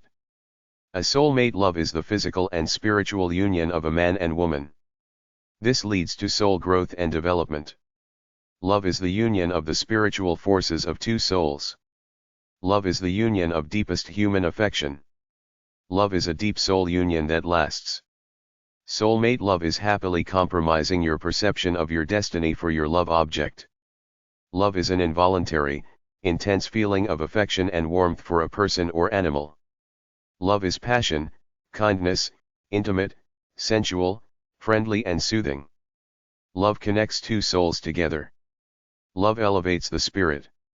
True love is based on mutual respect, trust, loyalty, sincere communication, honesty, and devotion.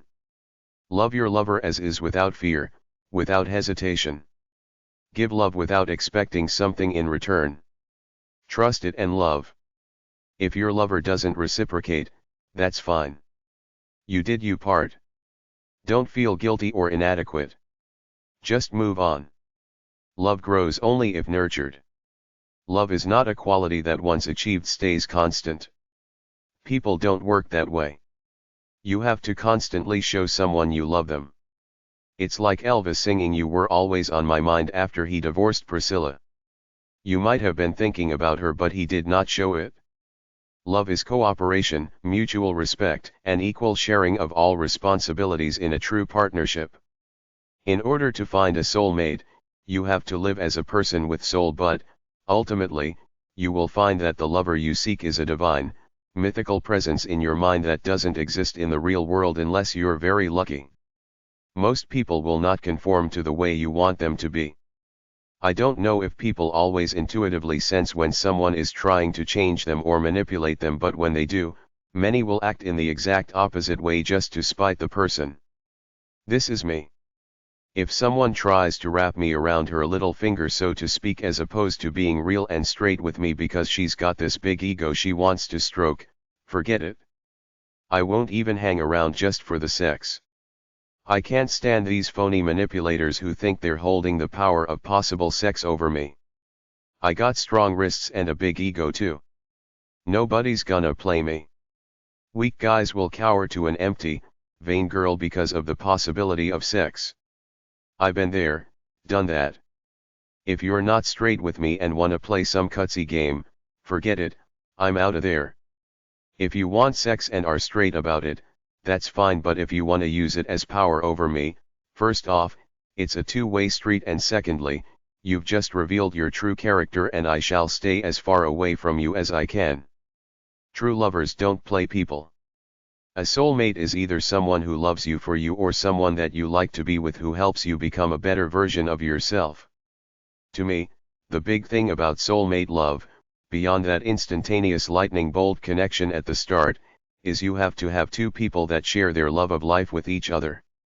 What I mean is not just a bit of romance, sex, and watching TV together. Soulmate love to me is sharing the essence of your lives together, something like a couple I know who are freelance writers who pursue their craft together, the husband and wife team of competitive rock climbers who travel around the country sharing their love of this sport, competing at meets, the farmer and his wife who run the homestead together, and so on. people actually spending several hours of the day in each other's company doing things together. The farmer's wife drives out to the field to bring him lunch every day, which my uncle's wife used to do when I helped him bale the hay a few times.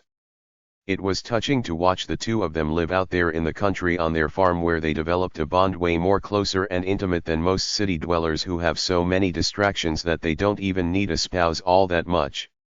They have everything they want to entertain themselves and get by in the city. Soulmate love to me is the couple on a farm or on an estate somewhere who spend a significant part of the day in each other's company, sharing their lives together, not like the typical couple who are separate during the working part of the day. Then when he comes home, he wants to eat, watch TV and relax in peace without being hassled by his wife. When I was younger, I had a soulmate love with an Amazon-type big-breasted girl who was as energetic as I was. We met at a gym. We worked out together for over 2 years, but she was so cool she did everything else with me, like swimming at the lake, which was my major hobby, hiking, etc. And then when I pursued my other hobby of mind-altering substances, she was right there with me. We'd both get high and experiment with the sensual side of life. Most people are either one thing or another, athletic or druggy, not both at the same time. To me, when you find someone like this, that's a prize. This to me is a soulmate, someone free enough to enjoy all aspects of life, not just the proverbial straight and narrow. If I ever meet somebody like her again that inspires that kind of free-spirited energy and ease about life, I will go for it. The reason I didn't stay with her is that I had to leave and go off to explore the world, which was really a cover to explore myself, something I had to do alone, initially going to school but later rejecting it and living as free spirit for well over a decade, your standard hippie hedonist. She's still my standard for a soulmate. The other standard is a girl I knew when I was younger who inspired a wholly different sense of soulmate love within me. She was beautiful and nice. It was an instantaneous mutual lightning bolt attraction to each other that inspired something deep in my soul to skip a beat. She wasn't athletic, but she was beautiful, gentle, and nice, with a truly caring good soul, unbrainwashed by all that frivolous crap out there that conditions a lot of westernized girls in a capitalist culture to become I'm all that, worth it, self-centered, frivolous bitches full of themselves with a fake, cosmetic exterior. She was a nice person with a natural light in her soul, what I call the inner glow, in the section with the same name.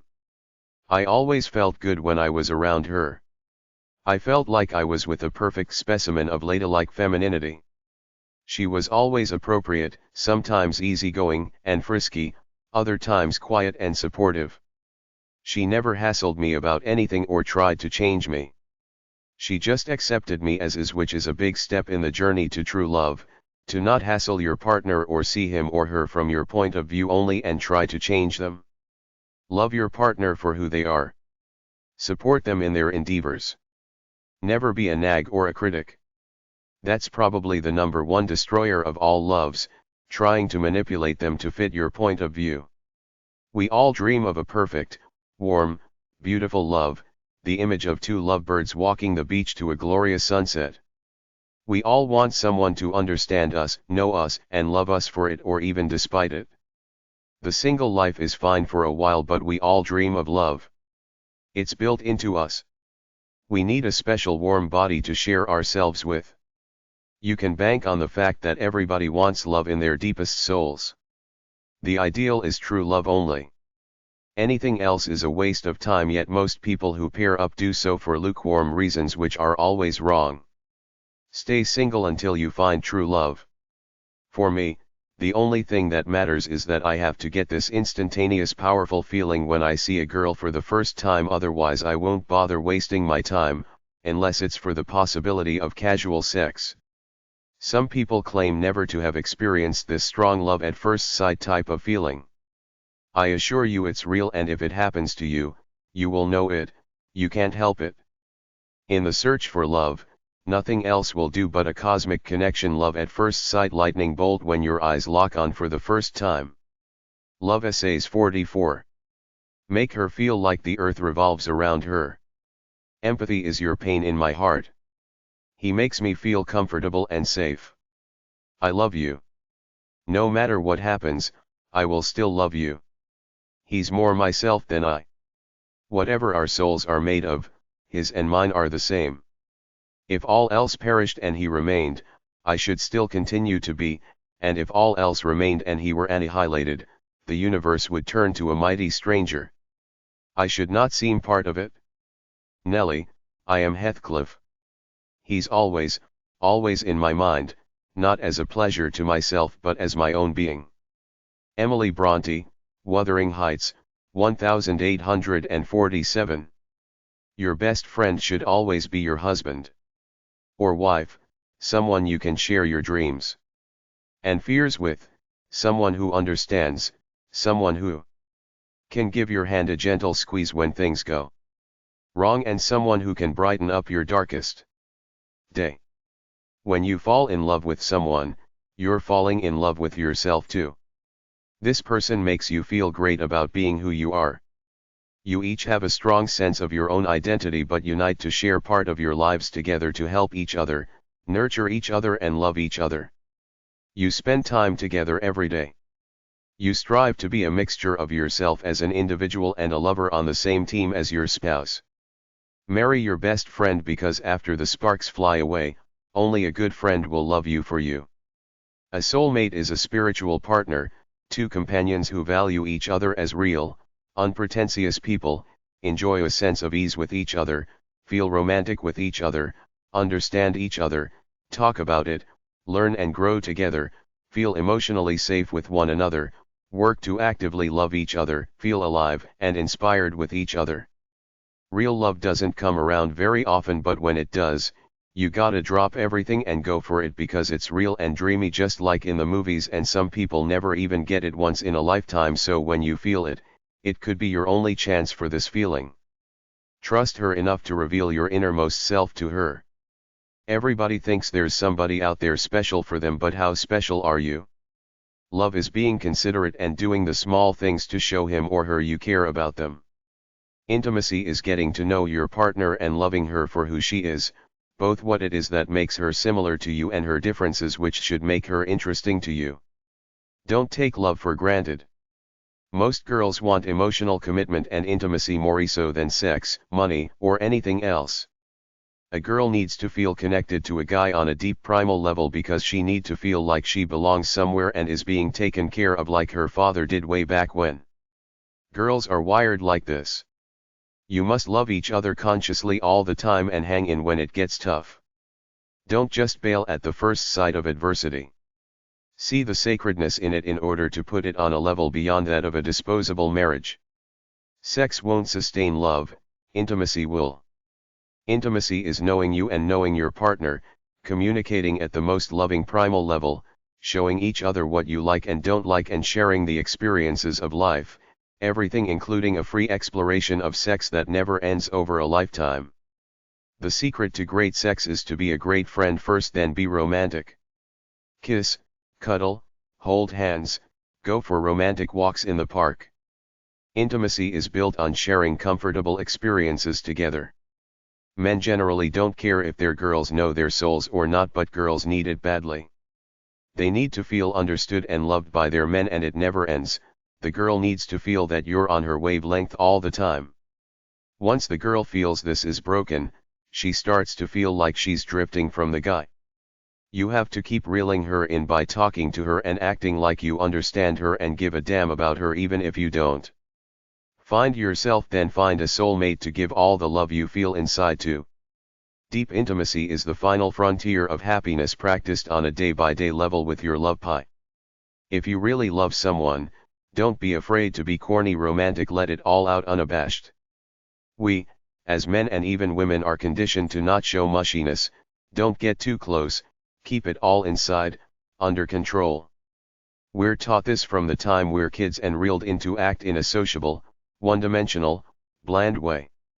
It stays with us and transfers into our whole being such that when it comes to love, we don't have it in us to show free, genuine emotion. The true expression of love and emotion is never wrong. Soulmate love is real love in the real world where you share your lives day by day, which means some amount of mundane times and some amount of basic respect. When he smells up the bathroom, you conveniently ignore it. When she is on her period, you give her some space until she feels better. It's the little things like this all added up that can either make or break your marriage. Soulmate love comes down to mostly common times as you live with each other and respect each other's boundaries, but these are broken up by magical, mystical times when you reach for transcendence in sharing your romantic spirits with each other. Soulmate love is friendship, someone who wants to share their positive force with us and get it back when the receiver reciprocates through sending out his bright shining fires of inspiration. Friendship means respect, which means you're polite and well-mannered with your lover all the time. When you speak, it's never with an angry or belittling tone in your voice, it's with a positive supportive lilt in your voice to always be a light to your lover or whoever else you're with. If you're feeling negative and want to lash out, hold your tongue long enough for the feeling to pass and you will save the harmony of the moment and possibly save the longevity of your marriage. It's all about words. They can either bring love to your marriage or destroy it, it's that easy, so always watch what you say. Take it one step further and try to be romantic and sexy with your words along with a suggestive tone in your voice. Try to create a sensual mood with smooth flowing words of love. Use your imagination to explore the frontiers of your sexuality as a couple. The soul of sex is to enjoy it so much that you love each other more because of great sexual escapades together. Soulmate love is a paradox of mixing in your love of yourself and your detachment from everybody else on the planet with your love of your soulmate and your desire to connect with her deeply to share all the loving you have inside. As such, it's a delicate balancing act. Never give in so much that you lose yourself, your sense of individual identity, where you give yourself the free time to explore your life on your own for a while. Just balance out your own life with the sense to keep going back to your love and connecting deeply in a show of emotion all the time. Everybody has a fantasy soulmate in their minds. Simply close your eyes and bring him or her to life, then keep this image close so that when you see a real one out in the real world, you will be ready. Soulmates are generally the ghost of a former lover, a young version of your mother, an opposite-sex version of you, or a combination of all three. Regardless, it's an image that lives inside of you. Most of us have one narrow type that we really want, so do yourself a favor and find someone like this. Most people have a fetish like this. Just watch them dating shows where they're describing who they want. All girls want tall guys. Don't marry someone who's not intuitively like you just because they treat you nice. If the inherent connection is not there, don't do it, because it will end up in either divorce or a loveless marriage, so save yourself for the real deal. The goal is to prepare yourself to a worthy ideal, then circulate and wait until you come across somebody who fits closely to this image and immediately sends a lightning bolt to your soul. That's the only way you're gonna find the truest, highest form of romantic love. She's already in your soul in fantasy form in the form of a love map. John Money, Love Maps, 1986. It's just a matter of honoring her and honoring yourself by preparing for her in real life and waiting. True soulmates intuitively let each other play out their gender-specific romantic roles, the chivalrous knight and the dainty princess. Each of these people know they can make each other happy. That's why they're drawn together like magnets, but the girl can't just let the guy in. You gotta prove it to her first by being an honorable, romantic fool, thus showing her that you know she's a rare prize. Wait for your soulmate. When you see someone that might fit, ask yourself, can I be happy with him or her? If you get a vision of you two walking along a beach with a couple of kids in tow or in an RV touring the Grand Canyon as old people, she's probably the one. You know before you even talk to her. I'm sure many longtime loves felt they were going to marry their future spouses before they even talked to them. They knew just by looking at them. Our God or nature gave us a good primal intuition such that some of us automatically know these things. Love Essays 45. Instant companionship, instant desire to be together for life. Their eyes locked for a moment and they crackled. Love at first sight happens in a supermarket, coming off an elevator, the first day of school. It could happen anywhere. Once the feeling hits, you're stuck. You can't change your attraction to that person no matter what. Even if you don't go for it, you still have a soft spot for that person. It will catch you off guard and you will be gushing all over yourself like a 16-year-old all over again. It's that powerful. People in love act like bubbly school kids regardless of age.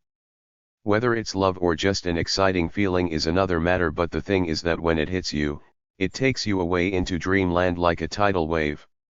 Nothing magical happens unless it inspires some sense of exciting self-interest out of the players, so in order for another person to inspire you for love, you have to immediately feel that you can be happy with them, that they will make you happy. It's a vital factor that's either strong and there or not. You're either like magnets strongly attracted to each other or nothing at all. A plain generic love is two people setting up a household to play out the roles of breadwinner and housewife. A soulmate love is more an adventurous, passionate thing. Soulmates feel an intense sense of connectedness from the moment they meet. They feel naturally comfortable together. Intimacy between spiritual partners occurs on a different plane. It is an intuitive connection where both partners intuitively know about each other. It's that simple. Soulmates have a natural flow with each other. Their soul connection is so strong, their relationship so intense, their sex so beautiful that the loving connection is almost automatic. The relationship is instantaneous. Soulmate love is a search for the divine. It's the ability to feel good enough about yourself such that you open yourself completely to your lover without any masks on, and they do the same to you. The easiest way to know a soulmate is when you see somebody for the first time, you say to yourself, "That's my husband/wife." I read about some girl who imagined all her soulmates from pop culture, characters like Howard Rourke in Ayn Rand's novel The Fountainhead to Perry Mason all the way to the Tin Man in The Wizard of Oz. It seems like a good exercise, to pick from among the realm of pop culture to see exactly what type of person you're attracted to. The problem with that is, since to me pop culture is a drag of society, poisoning people's minds with silly ideas, I rarely let it enter my mind. I rarely see what I call wholesome beauty in the media, maybe Marianne from Gilligan's Island back in '65 when I was about 5 years old, Rachel Ward from the Thornbirds, but other than that, nobody really jumps out at me as a truly beautiful, wholesome, natural person with a beautiful soul. Not that I'm a great prize or anything, but this is the way I see it in this world of electronically manufactured stars and so-called celebrities. You either got that freshness of wholesome beauty or you don't, and ain't no amount of makeup, clothes or so-called trendy attitude gonna give it you. There are no real obviously superior dazzling beauties that have that quality of freshness to them in the realm of pop culture these days. They're pretty well all generically vampy, trying too hard to sell themselves by being overtly sexy. I can't think of anyone else from all of TV, movies, and pop culture that readily pops out at me like a soulmate type person. The so-called celebrities these days are manufactured conformists trying to act cool in a phony way. There are very few originals left. They're all Pamela or Carmen clones who are manufactured caricatures of the archetypal sex object with the supersized boobs and that outward extrovert phony glitter. I suppose the entertainment industry jades them all such that they lose some of that wholesome beauty, originality, and innocence that guys really crave. This same girl says she dreamed up her soulmate as some sensitive artist musician type guy with long flowing hair kinda like Yanni, the new age type musician. Then she set out on an organized quest to find this guy by getting a job in the music industry and hanging out around musicians. The universal archetypes for soulmates are Prince Charming for men, the young, strong, gentle, virile, sensitive noble guy, and Cinderella or Snow White for women, the young, pure, innocent, well-intentioned, nice fair maiden goddess. This is what we all want in our dreams. The extent to which you will get it is determined by the extent to which you match the archetypal soulmate for your gender. If it's true love, you will get who you deserve. The one sure truth about soulmate love is that it has to be pure with no ulterior motives involved, like how much money does he have or is he the right religion to satisfy my parents. In fact, many people are so bottled up with their own hang-ups and tragedies that they don't have the ability to enter into a pure soulmate relationship. If you're still controlled by your parents, extremely religious, career-oriented or otherwise have mental blocks, You can't open up to a soulmate love until you're clean and pure of everything and want love solely for the pure experience of it. Soulmates don't live in a fantasy world where they idealize their soulmate as a perfect person when, in fact, he or she is a fallible human being like everyone else. So true soulmates are real with each other, know the real world and deal with the hardships and realities of life. They just don't fantasize about romantic nights on the beach with each other and don't do anything about it in the real world. This is infatuation, you putting someone on a pedestal, imagining great loving romantic scenes for yourself but never consummating it for whatever reason. True soulmates get past the delusion bit to live out their romantic fantasies. In most relationships, the lovers stop short of opening up fully to reveal their true romantic desires because it would reveal their vulnerability and possibly embarrass them if the love is unrequited, but true soulmates get past the inhibitions to do glorious romantic things together as a couple. You can be yourself totally with your lover without inhibitions. Soulmates don't own one another as one owns cattle. Rather, they're part of each other freely without the possessive ego attachments that often accompany jealousy. If you're with a true soulmate, you won't get jealous because you will know intuitively in your heart that he or she is your twin soul and nothing out there will break this bond, not even the richest guy with the flashiest sports car or the prettiest girl with the biggest boobs.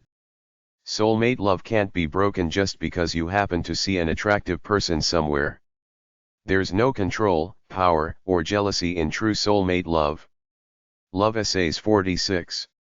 If I speak in tongues of men and of angels but have not love, I am a noisy gong or a clanging cymbal. And if I have prophetic powers and understand all mysteries and all knowledge, and if I have all faith so as to remove mountains but have not love, I am nothing. If I give away all I have, and if I deliver my body to be burned but have not love, I gain nothing. Love is patient, love is kind. It does not envy, it does not boast, it is not proud. It is not rude, it is not self-seeking, it is not easily angered, it keeps no record of wrongs. Love does not delight in evil but rejoices with the truth. It always protects, always trusts, always hopes, always perseveres. Love never fails. So these things continue forever, faith, hope and love. And the greatest of these is love. I Corinthians 13, 1-13. A more perfect delight when we be naked in each other's arms, clasped together, toying with each other's limbs, buried in each other's bodies, struggling, panting, dying for a moment. Shall we not feel then, even then, that there is more in store for us, that those thrilling writhings are but dim shadows of a union which shall be perfect? Susan Chitty, The Beast and the Monk. Love is an illusion, but illusion is the first of all pleasures. Oscar Wilde. I saw a love documentary on TV where they had 5 of the supposedly top love gurus of the day each giving their views of love, and the thing that struck me that made me different from all them is, firstly, they had all these deep psychobabbly theories about love that sounded like dogma, when anybody that knows anything knows that love and life are individual things dependent on the individual and couple involved. And secondly, they all tried to paint love as this necessarily highly idealistic, profound spiritual thing when I have no such illusions about it. I know I'm a carnal being, which is at the core of everything I do. Some people live in a fantasy world and see the world through rose-colored glasses, others live in the real world in the moment. Their lives aren't like a book of poetry reading, so when you read love dialogue of any kind, you have to take it all with a grain of salt for the following 2 reasons. It's often too psychobabbly profound with deep theories about the mechanics of love that the average person can't relate to. Highly idealistic, off in the clouds, which doesn't come close to the pragmatic nature of love, which is simply to have a soft friend around to make life more pleasant day by day, along with the carnal element of the sexual need. Having said that, I will proceed with my diatribes, trying to minimize the above 2 deficits in approaching the study of love, but I won't be able to escape them fully, because when you write about love, you tend to let your utopian fantasies take you away, even though they're not remotely connected to any relationship I've ever seen in the real world, except for maybe an airbrushed, fuzzy-edged, glamour portrait or some fantasy romance movie where the players are totally focused on love and don't seem to work regular jobs, do laundry, pay bills, smell bad sometimes, have stressful days, get sick, etc. My point is, do not take love talk by the so-called experts too seriously. Their job is to try to inspire you with their idealistic prose, and too often, they get carried away with their self-delusions of themselves as enlightened scribes passing on important knowledge to the world. But based on what I've seen, most of it is ivory tower stuff. It lives in fantasies, not in the real world. What it comes down to is that you love your lover for exactly who they are, without ulterior motives like his money, her looks, his sex appeal, etc. You're kind to them because you love them. You look past the fake outer ego part of them, which is that image they may be trying to put on for the world as to how cool they are, to go to their true essential core, which is his or her soul, which is who they really are, and that's what you love them for, devoid of the clothes they wear, the job they have, how cool they look, the car they drive, etc. The greatest romantic and sexual act for both men and women alike is shared physical closeness, to lay together into each other snuggled up. Just about everybody likes to do this, even a lot of men who like intimacy as much as women like it. Some doctor even said hugging is more potent than a shot of morphine for the amount of endorphins it releases into the body. The greatest predictor of sustained love over time is that the two people share the same type of personality, namely a happy, optimistic, upbeat, romantic, sensuous, generous, kind, loving, peaceful type personality. Love is simple. Most of us had a warm feeling of goodness with our mother and sometimes our father when we were young. Then this is disrupted as we rebel in adolescence, become too good for our parents' love, shed it, live alone for a while, bathed in the pseudo-love of our friends, but all the while searching, on a partially subconscious and partially conscious level, for someone who takes us back to this warm, comfortable, easy-breezy unconditional mother-child love of youth, which is nice if you can find it. This unconditional feeling of love that you matter to someone and they love you for you, but the problem is ego.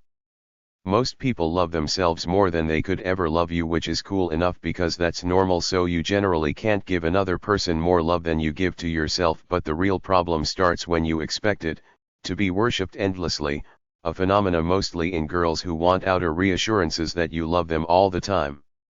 This is infantile ego entrenched in our culture, that you have to outwardly reassure her you love her all the time, whereas in true love, the couple intuitively know they love each other, feel it, show each other and act out of good intentions to each other without the formulaic play-acting part of having to say 3 sweet nothings to her today, take her out at least once a week, tell her she's beautiful, buy her flowers, etc. It's not really about this. It's about two people feeling they're part of one and the same unit, separate from the rest of the world, this one unit united as a spiritual team going through life together as one without the tit-for-tat proving and validating their love to each other. Do you truly love to see each other after you've been apart? Do you truly like to be with each other? True love is to get beyond yourself enough to give of yourself to your lover in time, effort, pleasantness, money spent, etc. You love them for them and enjoy the process of pleasing them. Casablanca is considered the greatest love movie of all time by many because it's about the selflessness of the people in doing great things for their lovers. Bogey had this fling with the girl, but at the end, he tells her to get on the plane to be with her husband, otherwise she'll regret it someday, then says he has a job to do, implying fighting the Nazis, so he sacrifices love in order to help save humanity from Hitler, or at least that's how I saw it. The word sacrifice derives from the root to hold sacred. This is the essence of all true love. You do things for your lover because you really, really love her, and you really love to do things for her. You love her more than you love your job, your hobbies, your beer, and your porno collection. Women have been doing this for men all throughout history, and in the past 20 years, they're starting to expect men to return the favor and do the same. Most so-called love affairs are affairs of cultural delusion, in love with the idea of being in love, not in true love with the person, which quickly give way to truth once the illusions wear off. Unless it's a true blue soulmate love at the outset with two people cut from the same cloth who want to share the future together as one, forget it. Don't waste your time on anything less than true love, which I contend is the normal state of affairs in most marriages, not true soulmates. Some stay for mundane comfort's sake, some break apart, but the lesson is if you're not soulmates, as most couples aren't, you won't drink from the true elixir of love, which most people don't because they rush into marriage because of the cultural push, then play the game, having a few kids and getting the mortgage before they realize they're not soulmates, and by then, they're in so deep that getting out causes problems but staying in causes a mundane soppy oatmeal love life. The true test is, what do you feel when he or she comes in the room? Is it always love, ease, safety and comfort regardless of your personal problems, or are you walking on eggshells, ambivalent and worried about what mood he or she might be in today? True soulmates always love each other no matter what. When we're born and while growing up, for most of us, our parents love us, worship us, and treat us as special, unique beings. This love never goes away, but we grow up, develop our sexuality, and have to go out into the world on our own, so we leave the comfort of this parental love and go around living our lives, developing ourselves, hoping we find someone who matches this idealized love our parents had for us. That's the essence of love right there. We want someone to recognize us as beautiful and special as our parents loved us. It's that simple. That's what the search for love is. Add romance to this and the desire for your lover to make you feel divine and make the two of you feel divine as a unit, and you have the chemistry for the love that every human secretly craves, to be worshipped by someone else for who you really are. There was a call-in radio show that asked, what is the secret to a lasting relationship? These are the points I got from it in order. Physical touch. Many people don't touch, show affection or make love. Women need this. Conversation. Time alone together. Honesty. Let the other be themselves. Grow together. Share your common points. Choose your battles carefully. Pray together.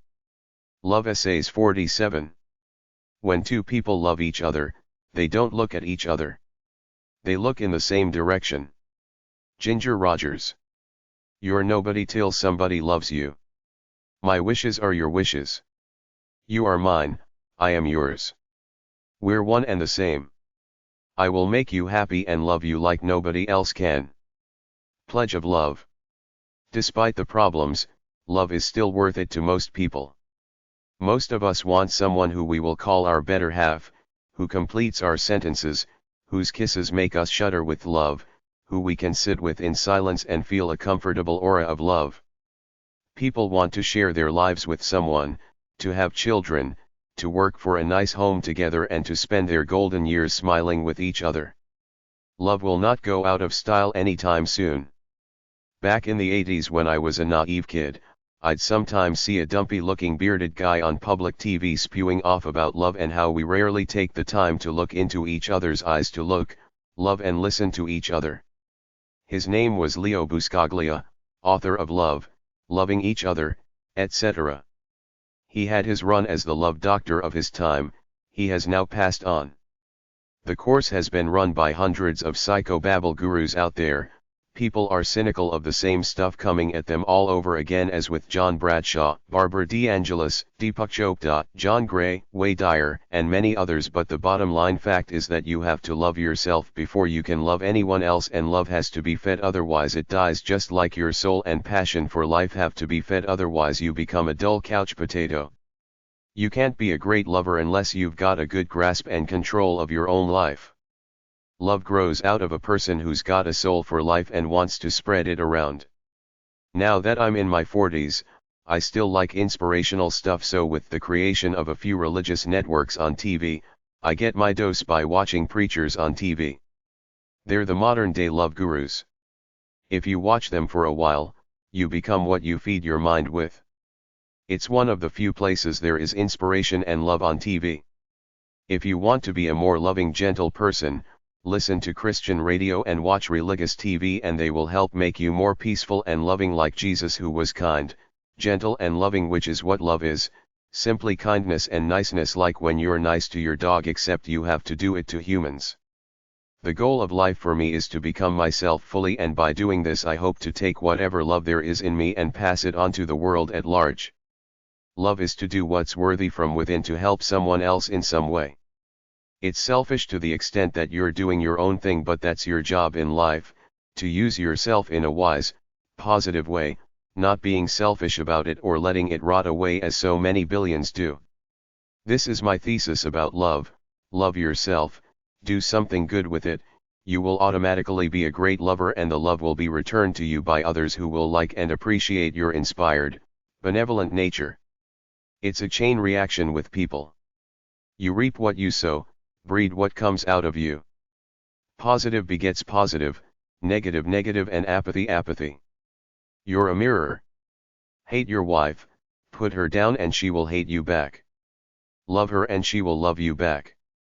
True love is action, love is as love does, an attempt to do something good to bond and get an emotional connection with someone or something, like a dog. Love is guidance and help, to help people enjoy their lives and become better versions of themselves. It works the same with romance as with casual friendships. There's no difference.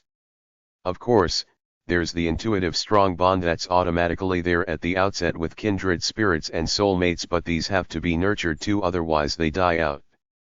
It doesn't matter what you may have had with your love pie in the past, if not kept up, anyone can get over anyone else. Just look at the track record of any few people in your neck of the woods and you will see one-time great loves reduced to nothingness. I'm over you, adios, baby. Love with another person is like life. It has to start with somebody you feel is like you in their souls, then from that base, it may be a comfortable fit, but it still changes all the time. I personally don't believe that opposites attract. It may be an attraction of curiosity or rebellion, but these rarely last the lifetime run. Even with a soulmate, you have to adjust to the changes and constantly face new challenges and situations, some of which will be very tough, but it's a process just like life is, a process of becoming a couple just like life is a process of becoming an individual. Just like an enlightened person creates their life every day with inspired living, so too must love be created every day by passionate actions with your lover, talking, smiling, touching, hugging, kissing each other and being together. Out on the street, I can be superficially sociable with hundreds of people, but what separates them from my truly loving relationships is that I trust the people I love as good, honest, nice people I'm spiritually connected to, unlike average Joe out there, meaning true love has to be cultured all the time by your actions. You grow to fall in love with someone by seeing them prove their true character time and time again, day after day. Love is simply building a bridge where none exists. Every time you speak to someone spontaneously without an ulterior motive except to be sociable, you're building a bridge. It works the same way with your lover. You have to always be aware of the need to keep that bridge well maintained. Love is living by example. You try to be the greatest person you can be because it makes you happy, and when you're happy, you want to share it with your lovers and your friends. Take love to the highest level, make no limits on what you give in the name of love, be selfless, don't hesitate, give your best and expect it back. Open your heart to love. When you shut yourself to others, you shut yourself out. Serve each other. Love is having their best interests at heart. Love Essays 48. Love consists in this, that two solitudes protect and border and salute each other. Rainer Maria Rilke, Letters to a Young Poet. I love being in her company and she in mine. Love is giving yourself totally to your lover and putting his or her pleasure above yours. To love someone openly, sincerely, and deeply is one of life's greatest blessings. Elderly widow. You have to prove your love before you get it returned to you. Young love is an act of faith, a belief in the potential for the future. Make your lover a priority by being attentive to them all the time. True love is when you look at your lover while they sleep, feel love for them and know how lucky you are that they chose to be with you. If you look at your lover while they sleep and feel nothing or contempt, you know the truth. True love is someone who understands your soul, a calm, honest goodness, a peaceful feeling of being comfortably at home, understanding each other, being alone together and loving it, respect, a sense of security, the desire to give plus a feeling of true joy. On one level, love is helping someone become themselves, to be gentle, kind, and encouraging to someone to help them be the greatest person they can be, not molding them or controlling them but letting them be themselves and helping them run with it. Love is doing little things to show someone you care about them. Some of us are strong enough to live freely solo with or without encouragement, but most of us need encouragement and nurturing from others. If you love someone, help them better themselves. That's what love really is, not just an infatuation with someone's looks. People want to be loved, felt, touched, experienced. They want to feel needed and feel like they belong somewhere. Don't impose yourself on your lovers, just help them be themselves. Accept people for who they are, warts and all. Don't show any pretense. Just be yourself in any situation. Don't try to impress anybody. Don't try to manipulate anybody nor let anyone manipulate you. Love is a simple fluid commodity that should be an extension of the spiritual flow you feel within about your love of life and your love of yourself. You simply pass it on to others. People like you only to the extent that you get along with each other in a smooth flow that's kind of fun, enjoyable and mutually beneficial. You each get some benefit out of being with each other, easy social time with friends and intimacy with lovers. People like only people they can relate to. The defining factor of love is gently sharing yourself with someone else in a peaceful way with no pressure or pretense involved. Most conversations are stilted, everybody with an agenda trying to impress somebody else or get something for themselves. Let it all go. Just talk out of love and peace, nothing more, nothing less. If you don't like what somebody says, don't criticize them, hold your tongue. Take the good and ignore the bad in any situation. Love is openness and humility with the wisdom to know that people won't love you unless you're nice to them. Everybody wants to be happy. Help people be happy and you find love. Everybody needs hope. Encourage people and they will love you. Everybody messes up and does klutzy things. Love is keeping your mouth shut and not being critical. Love is forgiving, forgetting and living off the positive. Love is getting away from yourself long enough to share your life with somebody else. If you can share your soul with someone and connect with them for one instance of time, the two become one. That's what love is, sharing yourself with someone to connect on a soul level to relieve the existential loneliness we all feel deep down inside. True love is experiencing another person fully and wanting them to experience you. There are no ulterior motives, just a sharing, caring flow. Almost everybody wants to give themselves totally to another and have it returned to them. This is the basis of love, the basis of all soppy love songs. To give your heart to someone, they give theirs to you and you're both happy forever. Love is giving of yourself freely, happy about it. It has no conditions, it's pure, done as an end in itself, not to get something out of the deal like maybe sex. You love them for them without any ulterior motives whatsoever, even sex. If somebody tries to change you or manipulate you, they don't really love you.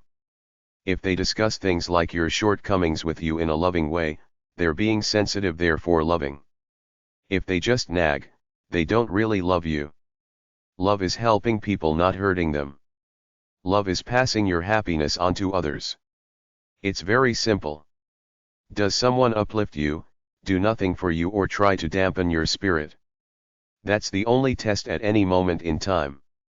I believe that we're wired for romantic love sometime in the first few years of life. We seek out someone who reminds us of our mothers, father for girls, innocent, pure love way back then. It's imprinted into our souls and we wait on a subconscious level until someone comes into our view who fits this internal image, then it explodes through us. Freud called it the Oedipus complex, I call it wiring. It doesn't matter what it's called, but I know that for me, the search for love goes back to trying to replicate those early, innocent years of childhood. As children, we become aware that our nurturing mother is of the opposite sex, so there's a clash within ourselves. We want to get closer but know we're not allowed to, so this tension stays until we seek a mate who we want to be like our mother, just like the story of Oedipus in Greek mythology, who killed his father and loved his mother. The modern thinking is that most boys are alienated from their fathers who are off working all the time, so because they don't bond with a strong male figure, they become stuck on their mothers, and the psychobabble gets deeper from there as to why almost all men are screwed up and terrible lovers, because they don't grow up to be balanced temperate men with both a strong masculine and feminine side together. We all seem to be one-dimensional beings, trying to overcompensate for our subconscious inferiority feelings because we grew up without a strong attachment to our fathers, so we go overboard to try to prove our manhood by becoming rigidly masculine as defined by all the stupid adventure/cowboy type movies out there. This is the psychobabble. I'm just the reporter. We, as men, are supposedly afraid of expressing our true emotions because it signifies weakness, which translates into our love lives where we become terrible lovers in general. All girls I've ever been attracted to either or both looked and had the same temperament as my mother, probably partially because I ended up something like her and I'm attracted to girls like me. I've come to the conclusion that the person you're looking for is a new version of your opposite sex parent who is roughly an opposite sex version of you. Even if they treated you badly, there's still some kind of connection there. It's partially genetic through the release of hormones like oxytocin, phenethylamine, dopamine, serotonin, and norepinephrine, which are triggered when we see an object worthy of desire, which comes from your perception of warm, sentimental love, namely the memory of your opposite sex parent treating you lovingly. Don't underestimate the hormonal basis of love. When you're attracted to someone, you release these hormones automatically. When this effect wears off, the love effect fades somewhat. Love Essays 49. I feel as if I've known you all my life. The love between a man and a woman also presents a sacred challenge, to go beyond the single-minded pursuit of purely personal gratification and to tap into the larger energies of life as a whole. John Wellwood, Journey of the Heart, Intimate Relationships and the Path of Love, 1990. Get in touch with each other's hearts. There is the lightheadedness of falling in love, but it takes work too. There is a mysterious element to it, but it's basic kindness and caring attention. The ecstatic state of being in love is being safe and feeling that life is full of possibility. The problem is that we're all individuals, so sooner or later, the focus goes back to us alone, then the work starts to stay loving. Work at it like you exercise to create a strong body. The triangle theory of love breaks love down into 3 parts: intimacy, passion, commitment. The bottom line is that you can describe love with all the adjectives you want, but they're just flowery words on paper. What is that worth when you watch the wedding vows video of a couple who has just gone through a nasty divorce? It just goes to show that all the beautiful, poetic words in the world don't mean a damn thing. Love is really only one thing: kind, considerate, caring, concerned, respectful action every day. It has to be a mantra. It's the mantra I live by. I have lived with some pretty raggedy, or should I say messed up folks due to economic necessity in the past. I had no choice but to deal with them, to be able to live with them without us killing each other or me getting thrown out on my butt with no place to live. I'm talking primal people who live by their emotions and have no sense of restraint. They are like I think most people are, they live in the moment without thinking much. Let's say that about half the time they're alright, but for the other half, if something pisses them off or they're having a bad day, they take it out on the most convenient people, which are people they know and are comfortable with, knowing they won't lash back. Through these experiences with all kinds of basic people with no self-control in my past, I learned very quickly to act humble, loving, good, and nice. I had to in order to survive and thrive in less than desirable circumstances, sharing my living space with others. I know how to be a loving person. You have to live by that capitalized statement above and keep your damn mouth shut when you feel like telling somebody that they bother you and you can't stand them. Resist your temptation to tell your spouse off when they bother you. Always do what they ask. They are usually small favors, and by doing them, this buys some favor with them, so there will be peace for a while. I don't think most people are inherently good or bad. A few are at each extreme, but most people stand in the middle of a seesaw and they tilt to any side depending on their mood at the time and how the world is treating them lately, which is why I don't take liberties with anyone. I check out how they're feeling today, then tailor my interaction based on that vibe. You have to do this day by day with everyone, even your spouse, because most spouses are not truly inherently purely good people. They're just ordinary human beings. You have to, in effect, play them in a seductive way all the time. I once had a girlfriend who was really nice and beautiful. We were on the same level, two upbeat people trying to create a good life for ourselves and be good to each other. It was a nice relationship, but it ended because I was too young and untamed to settle down and marry, but it was very good while it lasted. That's what love is to me, that feeling in the house that you're both really, really comfortable with each other. It's an easygoing atmosphere, you both really, really like each other, and for me, she was always smiling at me with that look that said she really loved me. I gave that up, then spent the next 20 years being a wanderer and an untamed hedonist, and I look back now and say to myself, that's what I want again if I can find it, but I'm not desperate. I'm still happy without it. It's rare to have two people who truly love each other, going beyond the pop culture idea of love most young people have in their relationships these days. That's what love is to me. Be humble and loving. It's an inner knowing that you're both soulmates. The way you commit to someone is not with words but by showing it day after day after day. Together, two people are happier than they are by themselves, and they are together, not just two people alone in the same house. All the psychobabble in the world cannot compete with your intuition. You intuitively know when it's good, when it's not doing so hot, and when it's over. Always follow your intuition in matters of love. It's worth more than every self-help psychobabble book in all the bookstores in the world put together. Don't be deep and talkative all the time, analyzing everything. Be more action-oriented. Do things together. Take walks together. Happy couples don't psychoanalyze each other. They're just happy together. Never stop opening doors and pulling out chairs. Buy gifts. Always give compliments. Go out sometimes. Pride destroys more relationships than anything else. If you can't give a little bit, you're doomed. If you ever start to feel dismissive of your partner or take them for granted, the relationship is starting to wane and maybe fall apart. It is possible for two people to live for a lifetime without getting tired of each other. I have seen it in a few relationships, but not a lot.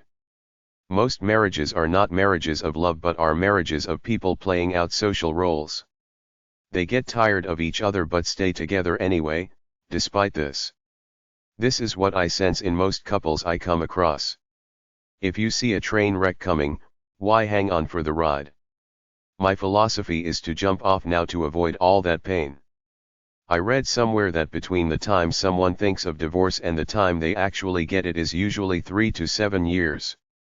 Why prolong the agony? The love lists you read about in books all say basically the same one-liner things, which are useful and mildly inspirational to read, but they don't capture this peaceful essence of two people who simply enjoy being with each other. Love Essays 50. We all our own personal ideal love story, and we want somebody to fit it in the real world. Love is a feeling where you feel as though you've finally come home. A good marriage is like a pair of shears, so joined that they cannot be separated, often moving in opposite directions, yet always punishing anyone who comes between them. Sidney Smith, 1771–1845. Happy couples see each other through rose-colored glasses. In other words, love is blind. You see your lover in a fantasy state, not as they really are, but this intoxication usually wears off. The way I see it is that we're born alone, coming out into this cruel world naked and cold. If we're lucky, we have mother's love for a few years while we're young, then we grow out of it and become too smart for our own good as we enter on into teenagehood. When we finally come to our senses, we realize that we're just solitary blobs of flesh walking around, each of us in a world of our own creation, and the most desperate thing we want is someone to know us, understand us, share themselves with us, and love us like our mothers did a long time ago. Life is just time. Most people don't want to go through it alone. Love is the elixir for most, but so few people have it because they're unwilling to give of themselves to get it, plus the fact that the world runs so many of us down that we give into junk food and videos as our highest pleasures and give up on love even if we're married. The way to solve loneliness is simply strive to find the sanctity within yourself and live it out while seeking out a soulmate equal as you go through your paces. Think back to the classic old movie Citizen Kane. It was so simple yet so perfect in its point. The kid was taken away from his mother at a young age, went on to become a tycoon and conquer all manner of worlds, yet, in the end, all he ever wanted was to go back to the simple mother's love of childhood, to have someone love him. The sled was a symbol of his mother's love and he kept it all his life. We all want to go back to the comfort of home and the innocence of mother's love. That's what the search for love is, somebody who will replace the love we had as kids from our parents. How many couples do you see around that look similar to each other? A lot. You're trying to replace your mother with an opposite-sex version of you. As adults, we're really just kids who've learned to armor coat our true feelings. Your true feeling is that you want somebody beautiful and nice to be with who makes you feel as safe and good as you felt when you were a kid a long time ago. No matter how many adventures you have in the world, it still misses some luster unless you have someone special you can share them with. Love has a deep nostalgia to it. I strongly believe that the search is to find someone who can share and enjoy your pleasurable memories of youth, whatever they may be. My best memories are those lazy, hazy days of summer on the water, either at the lake or at the beach. My romantic ideal is someone who shares this love of the water and the outdoors. In my view, all those seemingly cold guys in power positions are simply overcompensating for the lack of love in their lives, and many have destroyed their bodies and souls to the point where the only way they will get it is if they pay for it with cold, hard cash. Strip away all the crap of the world. Most of us want love, from the most hardened convict to the most callous rich guy out there. We want someone to share our lives with, but the world has made us put impenetrable suits of armor on and told us to make it out there in the material world no matter what. Even I, who have made a pledge to live for experience, still dream about love from time to time, even though I may not get it because this is what it costs for me to be free. I can't box myself into answering to one person exclusively for life. I'm too primal and untamed. All men feel the same primitivism I feel, but most repress it via society's customs. Men play ego games with other men whereby worth is measured by material wealth and the beauty of the wife. Man is taught to keep his mouth shut and carry his cross on his own, and many billions do. They go out and work their butts off to get successful and may attract a pretty girl who probably likes the money more than she likes him, but she's often relegated to trophy status, a sideshow to their lives of slaying dragons out in the real world. The problem with all of this is that every man is a great lover and a lovelorn sap in the privacy of his mind, but many simply won't take that step to initiate romance because it seems too corny to their images as masculine men. Another big problem is the destruction of the soul and the body as men give themselves over to the world of work, which results in a few predictable outcomes, namely a loveless marriage, divorce, and difficulty in finding a new lover because they're lost as human beings. I know a 63-year-old guy, fat, rich, successful business owner, married 4 times now, looking for someone to share his life with. All he's got to offer is money, so he accepts the trade-off: short flings with young girls who don't really love him but appreciate his gifts. If he had taken care of his soul throughout his life, he might have had true love by now, but all his money can't help him at this point, so he will probably end up alone in his golden years. I say a guy on TV, 40 years old, rich but dumpy and nerdy, married twice now with his own website looking for a wife, but he doesn't realize that no girl will ever truly love him because he's not the dashing type they want. If you want love, take care of your body. Make it look appealing and slim. Don't believe it when you see young pretty girls marrying nerdy-looking guys. They're just as primal as we are. If we knew what they were really thinking, as I know somewhat through all my research for this book, they can't fight nature just like men can't. They want a hard, muscular, good-looking man just like we want a soft, pretty babe with big tits. The need for love is probably partially biological and partially media indoctrination, what with all the love stories in the media. Even though we want love, some of us are not capable of achieving it, namely because we may feel we have nothing to offer a prospective partner, we may be struggling just to earn a living for ourselves, emotional baggage, career aspirations, maybe too nerdy, fat or ugly, maybe just too independent to open up to another, or plain and simple just don't want love clouding our minds. A big one that many people don't realize is that they're afraid of love because they feel that if they reveal themselves to someone, that person will see them as they really are, an average person, but they don't realize true courage comes from being yourself and expressing your love for someone. That's where the real love is, how much you show them you love them, not necessarily how cool and with it you are in your own life. A big one is money. I've gone through periods living as a hippie driving an old van and still regret a soulmate type girl I met one time, but I got that male pride that feels I need a certain amount of material success in order to play the courting game right. That's the way men think. She might have loved me as a free bohemian type, but I wouldn't have felt right about it. Men have a certain amount of ego. This can thwart love. I believe that as individuals, we should all stay single for a while as young adults until we reach a place within where we have a stable sense of identity plus a bit of money saved up. After you find someone, it becomes a matter of emotional connection. You gotta be tapped into her feelings all the time by talking to her about her and doing nice things for her. You have to be ready for the big letdown that everybody goes through, the point where you realize your fantasies don't jive with the flesh and blood reality of the object of your affections. Many people have this romantic vision all bound up in their heads, but we rarely attain these qualities in real life. Perhaps the media and the movies have put forth this dreamy, romantic idea of love that's too high and out of reach to be realistic. People are human, they can't live up to fantasies, so go in with a realistic outlook. Love Essays 51. To get love, you have to give love. A great love has romance, intimacy, and joy. It is a beautiful partnership. Falling in love is the easy part, but continuing to stay connected and fulfilled together is not so easy. How do you rise in love while learning to live with differences? Perfect marriages don't just happen. They are created. Every couple has similar issues or problems. The difference between the relationships that fail and succeed are how they deal with them. Loving couples do two basic things. They have no illusions of a perfect marriage. They make a conscious effort to nourish each other. They deal with their differences as a team dedicated to the relationship. There are three main ingredients of love: passion, intimacy, commitment. You need all three for a great relationship. Intimacy comes in little bits and pieces here and there. The problem is that we want it all the time.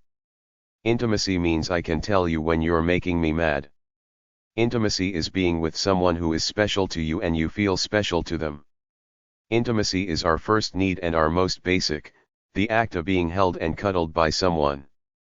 Developmental psychologists studying newborns say that right after the baby is born, he or she flaps his arms up and down, then makes a clutching motion as if grabbing for someone to cuddle onto. The classic Harlow monkey psychology experiments can be found in any basic textbook. The more absence a baby monkey has from contact with other monkeys and the closer this period is to birth as opposed to later in life, the more messed up the monkey will be. Physical touch is one of the most precious things people and some animal species can offer one another. In a normal relationship, a mother has it with her child. The child grows up loving this intimacy and seeks to replicate it when he or she seeks out a mate later on. Intimacy is sharing your innermost being with someone, relating to them fully as you give of yourselves to each other for the sole purpose of loving each other. It's two people simply enjoying each other's company as is, without any pretenses involved.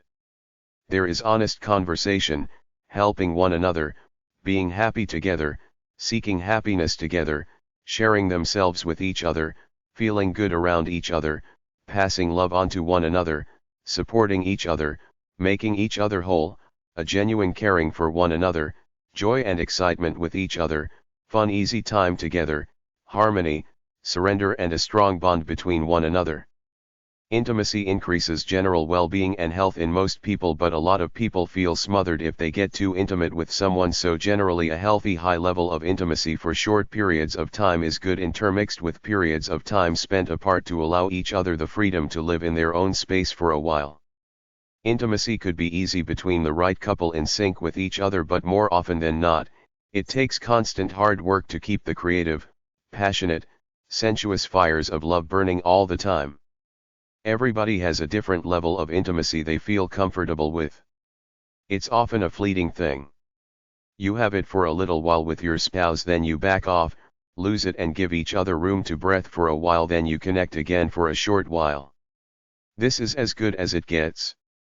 Two people intimately in love all the time takes a lot of energy and effort and will take some of your own identity away at some point in time, but a lot of people don't mind this if they get the true love they really want out of life. Women generally appear more intimate than men, but men can be just as intimate in a roundabout way by doing practical things for their lover. It is a fact that men learn to keep it all in and rarely open up completely to their lovers in a totally intimate way. Maybe they fear intimacy, maybe they feel safer that way. Who's to know for sure, except that you should cut guys some slack and only go as far as they feel comfortable with the mushy stuff, and they will often prove their love in other ways. A lot of men feel more comfortable as friends with their own space on the side than full-fledged intimate lovers who can't seem to get enough of each other. To be intimate is to be close physically in an affectionate manner such that it becomes a deep spiritual bond between people, or even animals for that matter. I gauge the need for intimacy, close physical contact, by my pets who act by instinct. They can't fake it like people do, so when I pat them and cuddle them, they like it, come back to me for more, develop a bond with me, so I assume this is what people are really like underneath our armor. We like to touch and be touched, to cuddle one another affectionately for no ulterior reason beyond the comforting feel of the act itself, yet everywhere I look, people have erected shields around themselves to keep at a safe, non-threatening, non-intimate distance away from each other, even among couples, especially among couples, because truth be told, almost no one has the truly easy, comfortable, flowing intimate relationship they really want with their lovers. Intimacy is honor, two people deeply connected so high that they hold each other in a state of divine grace where they have a soft spot in their souls for each other, and nothing in the world can ever change that. This is what intimacy is. A marriage is not a contract for friendship, family, money, work, or play.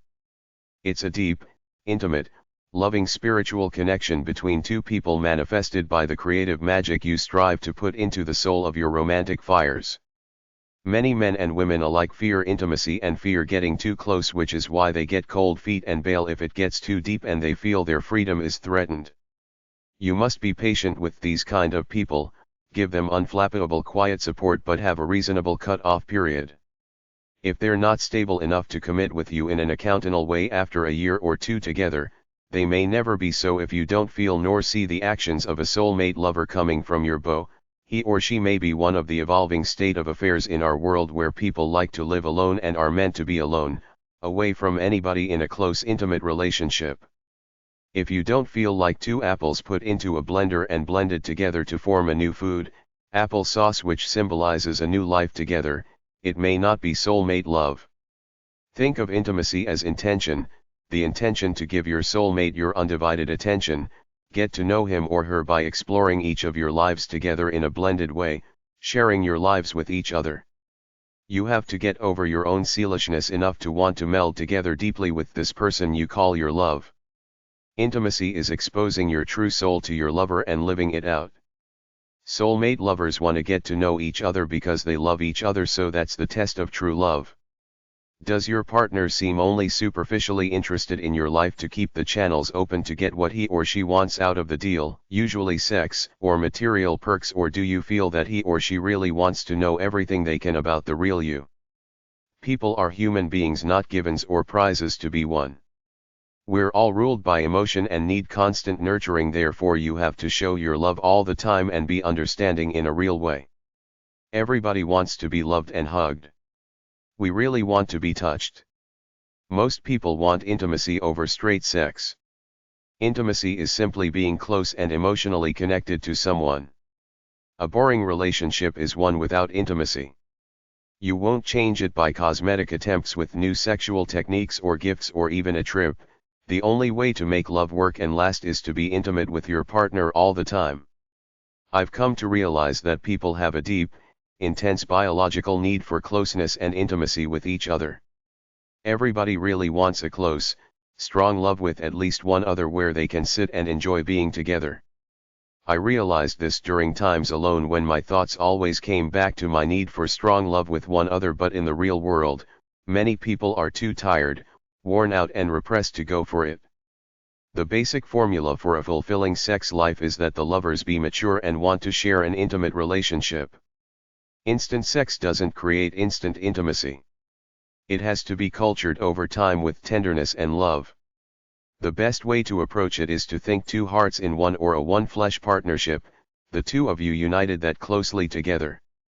Strive for sexual comfort and warm acceptance.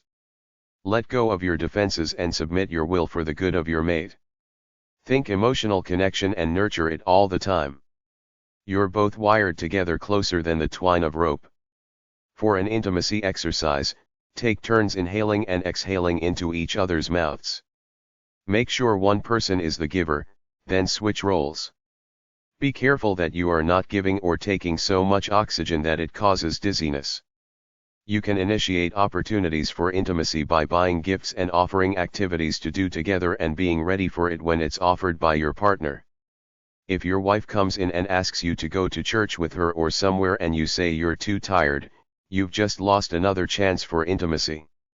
Compounded over time, these missed opportunities could very well destroy a relationship. Love Essays 52. Only connect. That was the whole of her sermon.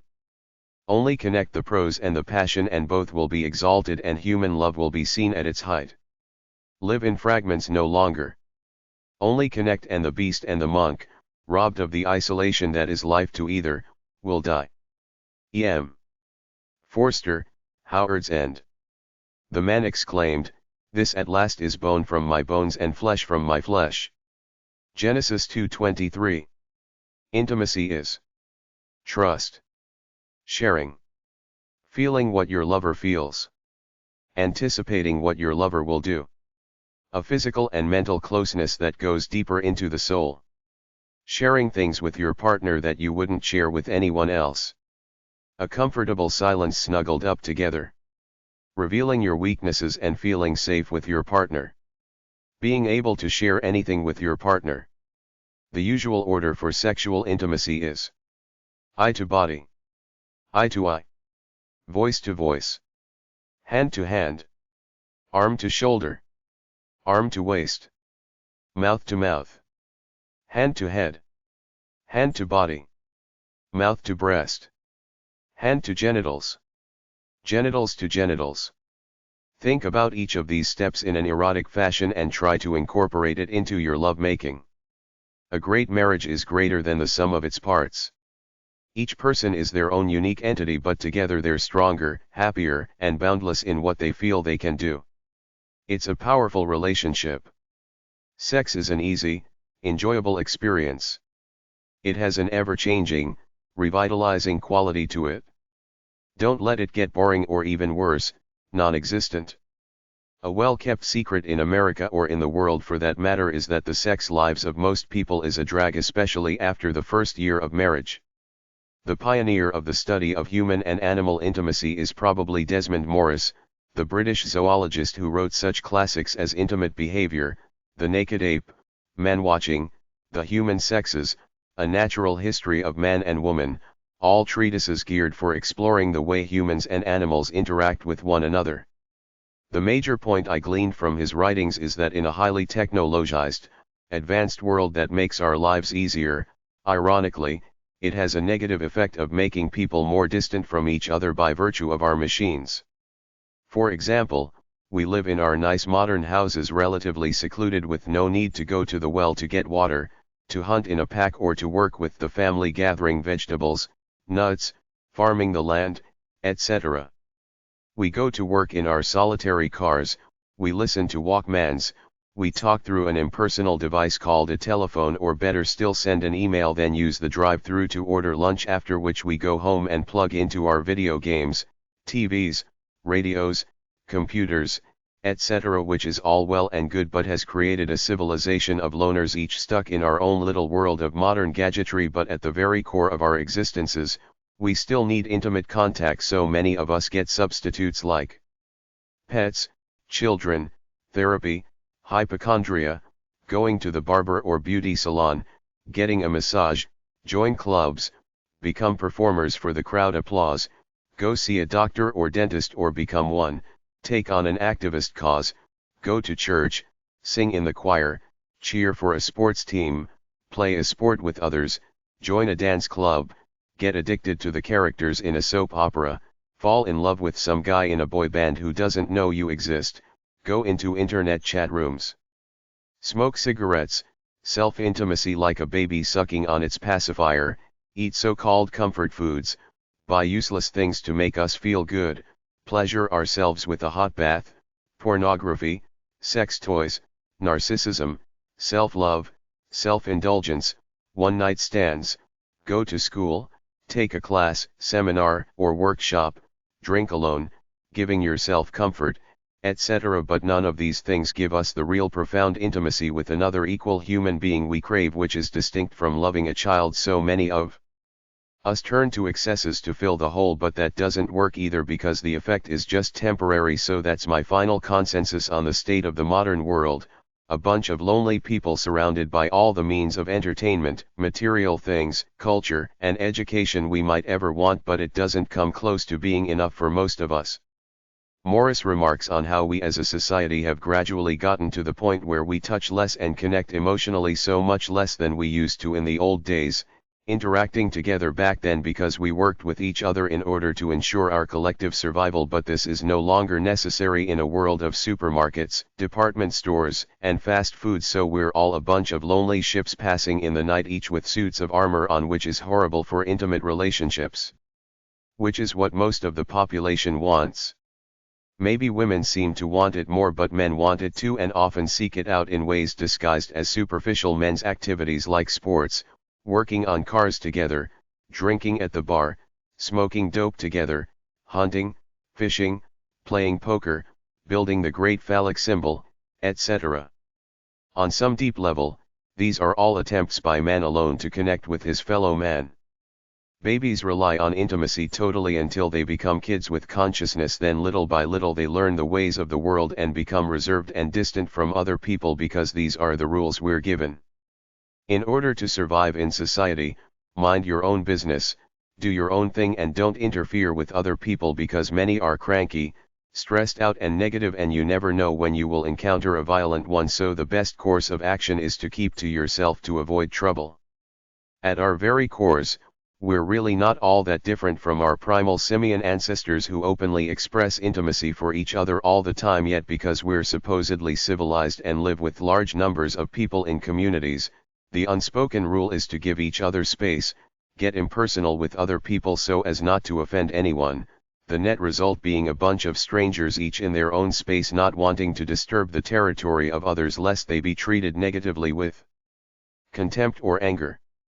Most of us want someone to love us deeply and love them back, but I'd venture to say that despite the outer facade most of us put on about being deeply connected to one great lover or the human race in general, less than 5% of the population get the intimacy they really crave over a lifetime. If you want to read a good book about how men and women signal each other sexually, read either Intimate Behavior or Man Watching, both good works about basic primal human nature often done at an unconscious level. Desmond Morris has made some interesting documentaries based on his books which I've seen on TV. Thai hashtag 155.92, hashtag 158.2, hashtag 305.35 and HQ801 at the library. PureIntimacy.org. AmericanGeishaHouse.com. Love Essays 53.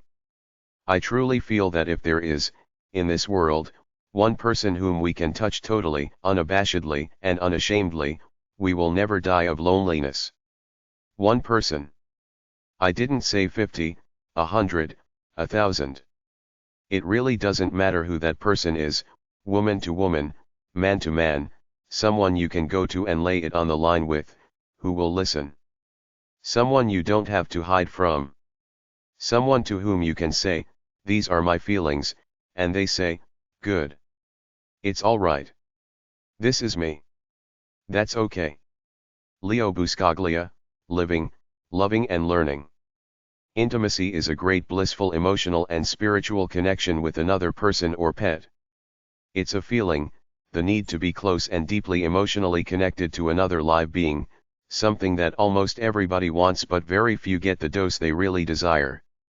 Stated simply, it is two people or a person and an animal relating one-on-one with each other in comfort with no pretenses involved. Almost everybody thinks about falling in love with a beautiful, mythical soulmate type at some point in time. It's about true, unadulterated, almighty love between two people who care for one another so much that when they get old and dumpy they still love each other and want to be together. Creativity is the key to romance and love. Just share the love you feel with your lover. SME people, without realizing it, take love for granted. It's the cardinal sin. Communicate your love. Say I love you with words and actions. Show her that she is the most important person in the world to you. Buy presents or cards that say I love you or a beautiful bouquet of flowers and chocolate. Do something out of the ordinary. Take the time to do something special. Take care of all the details in advance. Be slow, sweet, and wonderful. Love is earned every day, not just on special occasions. Your greatest gifts are the time and the effort you spend on your lover. You get what you are willing to put into the relationship. Make your partner breakfast in bed. Give her a break by doing the housework or babysitting the kids. Give him a massage. Take her a special lunch at work. Hide a love note in the lunch they take to work. Have a weekend away at a romantic inn. Write her a poem. Clean her car. Buy her a day pass for a spa. Create a slideshow with pictures of your relationship together. Leave a trail of rose petals and clothes and lit candles from the front door to the bathtub, where you've got a bubble bath ready. Dance in the yard at night. Write her a song and sing it. Have a photograph cake made with a picture of the two of you on it. Tell her why you love her. Rely on your imagination to come up with new unexpected actions to show love. Take the time to prepare a special meal of all the foods that he loves and serve them to him in candlelight with wine. Plan a weekend at the beach and go together. Don't take kids or cell phones or computers or televisions to interrupt your time together. Little acts of kindness and gifts mean a lot because they show you care. Be alert and attentive to the wants and the needs and the desires of the other, put them first in your life. Know the heart and desires of your mate. Love Essays 54. Intimacy with another person is showing them who you really are unashamed. It's a special, unique, and distinct bond joining you and another person. It's a sense of closeness, proximity, oneness, unity, and uniqueness, a sense of being exposed, tenderness, caring, affection, a sharing of secrets, offering and receiving of each other's beauty. In a marital or deep relationship, it culminates in loving sexual intercourse. Intimacy is continuous, honest communication and contact with one another person. A willingness to share lives. An attraction to one another. A desperate desire to be near your loved one. An intuition between the two of you. A sense of play and casualness. Relaxed in each other's company. An exclusive sense of privacy and guardedness about your relationship. Mutual satisfaction. Relationship has a purpose, direction, and order. Firm commitment. Deep love. How do you develop healthy intimacy in a relationship? Know you can handle a deep relationship. Believe in yourself as a worthy human being. Let go of your fears. Open yourself up to your lover. Accept your body and body image. Take a chance, take a risk. Read this book and feel it, then get a copy of any love songs playlist, drink your favorite drink and dance seductively every night for a month to get the vibe. Forgive and forget past hurts. Be there for your lover. Don't compete or struggle for power and control in the relationship. Loosen up. Show physical affection and love to others. Talk in an open, honest way. Open up to the sexual issues in the relationship. Work out inhibitions to a healthy, normal sexual relationship with your partner. Analyze your obstacles impeding intimacy until now. Sit back to back on the floor with backs touching. Talk about life. Face each other knee to knee while sitting on the floor. Share secrets. Try to remove inhibitions to get comfortable. What are you willing to do for love? Each of you draw a picture of the perfect romantic setting, then share it with each other. Be open and willing to love. Culture a great body out of respect for your lover. Touch and love. Be willing to do to help the other. Couples who have the most fulfilling sexual experiences are those who have healthy intimacy. Love Essays 55. Love needs to be fed and nourished and kept alive. Intimacy is generally defined as a genuine affection between the players. They enjoy being together. They feel comforted, happy and good when together. They can talk easily to one another and can be deep and open if the conversation goes that way. They help each other feel better about life and help each other with the practical things. They like being close to each other physically. They generally both love life in general. They're committed to and care about each other. They feel united, two in one, soulmates. There is an emotional bond between them. There's a harmony and a peace in the air, a comfortable feeling when they're together. They can both open their hearts up to one another. They nurture each other and inspire/hype each other up. People who are intimate live in a kind of transcendent bubble with each other. They're good friends, and if the relationship is sexual, good lovers. Intimacy and happiness go hand in hand. People who have a lot of one of these qualities usually have a lot of the other. They feel comfortable enough to surrender a part of their identities to the relationship to let it go where it may. Women seem to be more intimate than men and more intimate with their female friends than with their husbands. They talk about the deep, profound things in their hearts with their girlfriends way more than they talk about them with their husbands. Some people say that men fear intimacy because they've been brought up that way, to keep all their emotions in and speak through their work. Love is generally easy, you know when you feel sweet about someone, but actually expressing this love by being profound and romantic about it is a different story altogether. Plenty of husbands love their wives, think they're showing it by working hard for the money, but can't seem to get beyond the barrier of actually sitting in the same room with their wives, telling them they love them, telling them what they feel in their hearts about life in general, nor able to kiss and cuddle without the forethought that sex is not far behind. Intimacy is a commitment to love, cherish, and honor someone or something like a pet. It is to give up your bad habits for the love of your lover. If you're an alcoholic, your love for your lover is stronger than the love of booze. Why do you pick the lovers that you do? A part of it is the initial attraction and passion, but in order to sustain itself, it has to go deeper, to get into the love, caring, commitment and honor part of it, to do things to help your lover simply because you love him or her so much. A healthy relationship is one in which you can be you, your lover can be him or her, and both of you can enjoy each other and share your lives, goals, dreams, and plans together. Very generally, an unhealthy relationship could be based on one of the following factors. 1 tries to dominate. 1 is very weak. 1 is afraid of losing his identity to the relationship. 1 or both feel unlovable deep down. Repress your feelings of anger or frustration. Healthy couples share their negative thoughts with each other. Blame themselves for everything that goes wrong in the relationship. Feel that they must act cheery all the time. 1 or both parties are depressed. Live under the delusion that a love affair means happiness, trust, love, and good times all the time. You seem to think it should be one total happy ride as 1 or both has unrealistic high expectations of love. Fear of being vulnerable or giving up some control. You think your lover will always be totally attentive to you, but he has his bad days too when he doesn't feel like it. Poor sex life. Sexual identity problems. 1 is gay but denying it.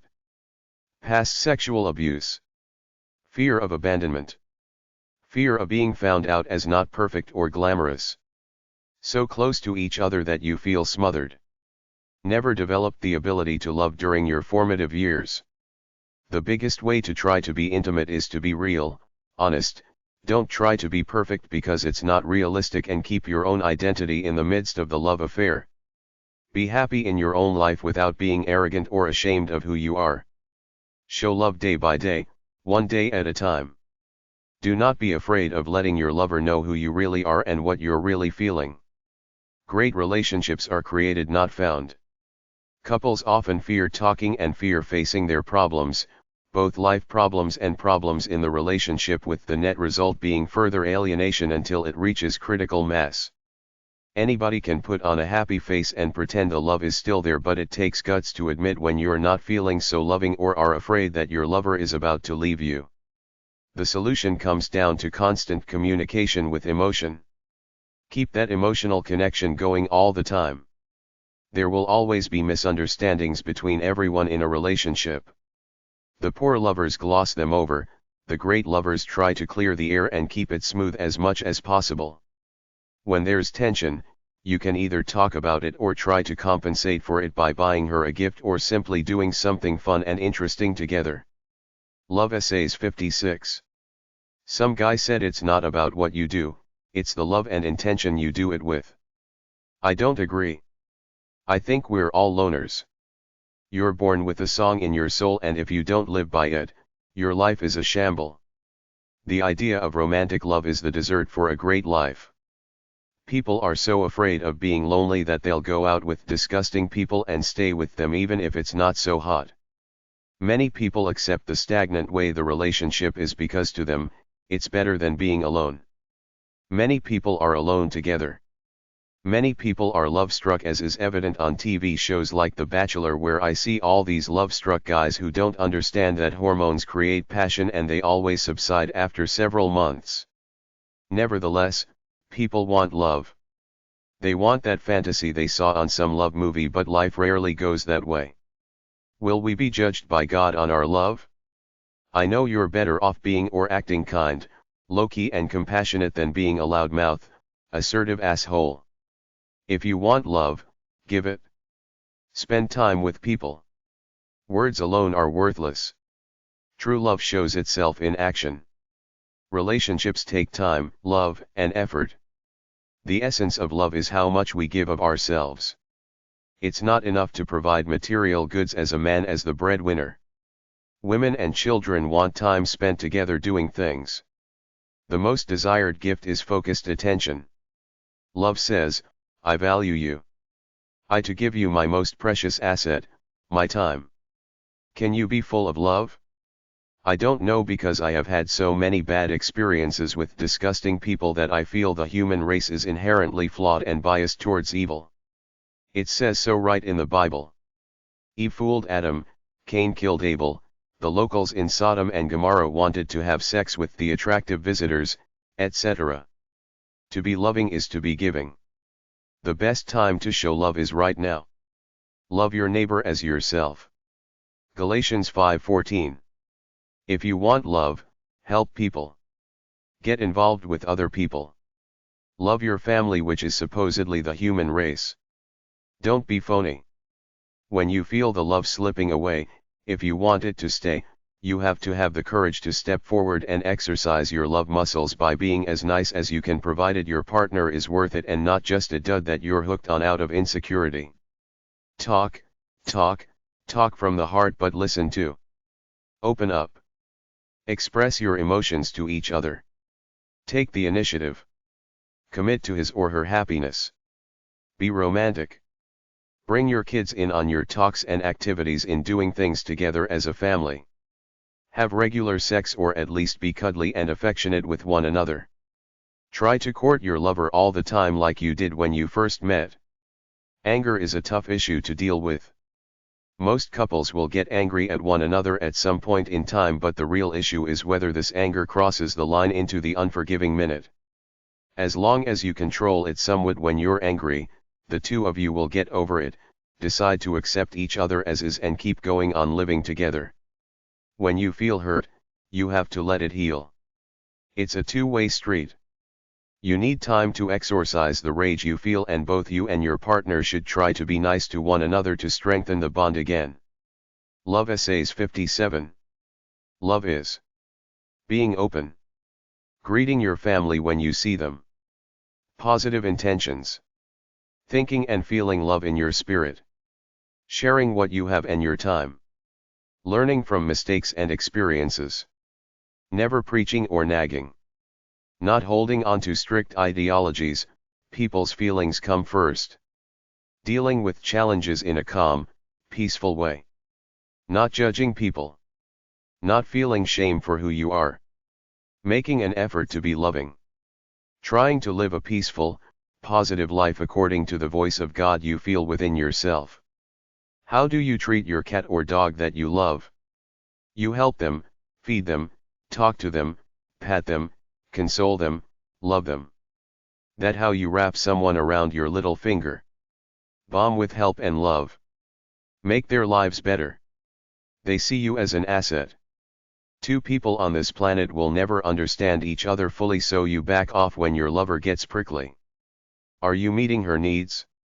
Are you treating him or her as a special person? Do you make her feel special, not in a needy way but as a leader and good person? Be clean and smell nice. Show respect but don't be a wimp slave. There are overbearing, I'm all that women and men out there. They want slaves. Don't get sucked into those people even if they suck you in and seduce you first. It's like a spider in a web catching its prey. You can never do enough to satisfy such a person. Love Essays 58. A relationship is choosing to be with someone then committing even after you don't feel like it. Love fades. The stellar couples stay together despite this. It's all hormones. Passions always fade after about 6 months, then you have to decide to stay or go. I fell in love several times. It always faded. That's when it gets hard. A guy on TED Talks said over a lifetime the happiest people are the ones in relationships. Some people aren't made for monogamous relationships. I'm a male. I don't believe I was born to be monogamous. Look up Coolidge effect. The bull will keep screwing new cows he sees. What I'm saying is, if you really want it, have the guts to commit even after the love is gone. Everything is primal. You look at your wife or husband and either feel natural love, indifference, or hate. That's it. Make yourself lovable. Be friendly and nice. Don't buy into those ideologies trying to pit women against men. It's just two people. No one out there gives a crap about you two. Create it for yourself. There are thousands of sex books and articles out there. If the average couple could touch each other intimately 20 minutes a time, 3 times a week, they would be way ahead of 99% of all couples. The sex culture on TV is a massive fraud. People are fumbling at sex. It's not about fancy-ass stuff like BDSM, sex toys, candles, etc. It's about two people touching in an erotic way. Get to there first before anything else. Go to lunch together and talk during lunch. Shut your cell phones off. Have a weekly date night like on Saturday night. Ask your spouse what makes you feel sexy. Ask him or her what they want you to do for them and with them. Keep having sex even after several years. Be attractive. Just don't walk around in sweats. Have fun together.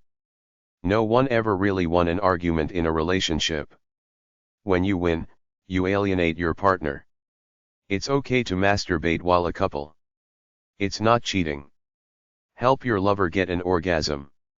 Aim for a relaxed relationship, relaxed at lovemaking too. Massage is giving love. Sex is sensuality. Ask God to bless your relationship all the time. Pray for your husband like thank you for my husband. Compliment each other like he does some things, you do some things. Have joy. Work for a solid marriage. Be loving. Have the courage to be open to each other. Laugh together. Be strong during hard times. Stay healthy together. Love is not a feeling. It's a long-term commitment. Build your marriage on commitment. Sometimes you don't feel loving towards your spouse. It's natural. We are, after all, selfish at the core. Bite the bullet. Don't say anything mean that you will regret. Think love. Leave the scene if you must in order to avoid doing something angry. Love never gives up. Love is always hopeful. Love endures every circumstance. Love always protects, always trusts, always hopes, always perseveres. 1 Corinthians 13:7 Communicate love and commitment every day. Love your spouse and your family when they are down, broken, discouraged, etc. Resist the temptation to change someone. You can't change someone's true nature. If you try, they'll just resent it. Love them unconditionally with the things you don't like. I compare it to love of pets. I don't fault the puppy for being a holy terror. That's his nature. Just love each other. You can suggest rather than command. Love each other deeply, because love erases a multitude of sins. 1 Peter 4:8. Your marriage will be defined by your commitment to overcome struggles together. Great couples make it work till death do us part. Love and perseverance are stronger than quitting. Remain steadfast in love for each other. Unshakable commitment will keep a marriage strong. 2 Thessalonians 3:5. A husband and wife must work together in harmony. Marriage is a partnership, two people committing their lives to each other. It's a promise to be there through every season. It's a vow to always have each other's back. It's a selfless act of giving. Submit to one another out of reverence for Christ. Ephesians 5:21. Work on your weaknesses as a couple. Trust Him and He will help you. Psalm 37:5. Act justly, love mercy and walk humbly. Micah 6:8. Forgive. If you refuse to forgive, the love is gone. Be peaceful. Be thankful. Colossians 3:15. Choose to love each other even on days when you struggle to like each other. Love is an action-oriented commitment. Give your best when they are at their worst. Serve without expecting reciprocity. Give more grace. Choose gratitude. Thank your spouse. Let gratitude replace grumbling. When you feel hateful, shut up. Give thanks for everything. Trust and praise your spouse even in moments of disappointment. Have hope for a better future. Pride kills many marriages. Swallow your pride. Pride is the enemy of love. Choose humility. Humility simply means not fighting, not trying to be a big shot. Pride goes before destruction and haughtiness before a fall. Proverbs 16:18. Celebrate each other instead of putting each other down. Build rather than point out flaws. And why worry about a speck in your friend's eye when you have a log in your own?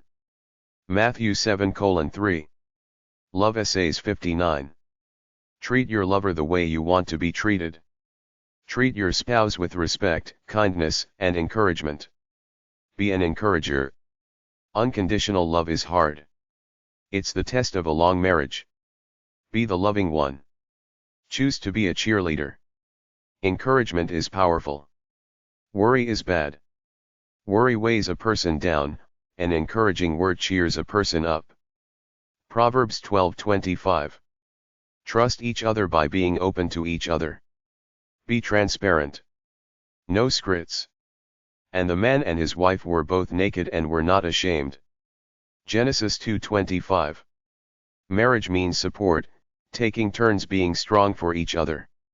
Carry each other's burdens. Galatians 6:2. Be mentally monogamous. Don't fantasize. Don't flirt. Try not to masturbate too much. Anyone who looks at a woman lustfully has already committed adultery with her in his heart. Matthew 5:28. Flirt with your spouse only. You have captured my heart, my treasure, my bride. You hold it hostage with one glance of your eyes, with a single jewel of your necklace. Song of Solomon 4:9. Be thoughtful. Write love notes. Don't let your marriage get stale. Do not get tired of doing what is good. Treat your spouse like your best friend, not a bother. Be devoted to one another. Honor one another. Romans 12:10. Celebrate the good times. Lean on each other in the hard times. Marriage is for better or for worse. Give her what she wants. Share happiness and sadness. Simply be there. Hold each other. Pray together. Cry together. Be happy with those who are happy and weep with those who weep. Romans 12:15. Celebrate the good times. The little things make a big difference, like small acts of love. Protect your marriage from negative influences. Alcohol and materialism are big downers. Catch all the foxes, those little foxes, before they ruin the vineyard of love, for the grapevines are blossoming. Song of Solomon 2:15. Don't be disconnected. Laugh together. Help your lover. Be attentive. Be considerate. Make your spouse know that he/she is on your mind. Let everyone see that you are considerate in all you do. Philippians 4:5a. Be a peacemaker. You won't always agree, but agree to disagree. Apologize when you've hurt your spouse. Work together to create peace in your home. If it is possible, as far as it depends on you, live at peace with everyone. Romans 12:18. Rather than worry, work on fixing the problem. Treat your spouse the way God treats all people.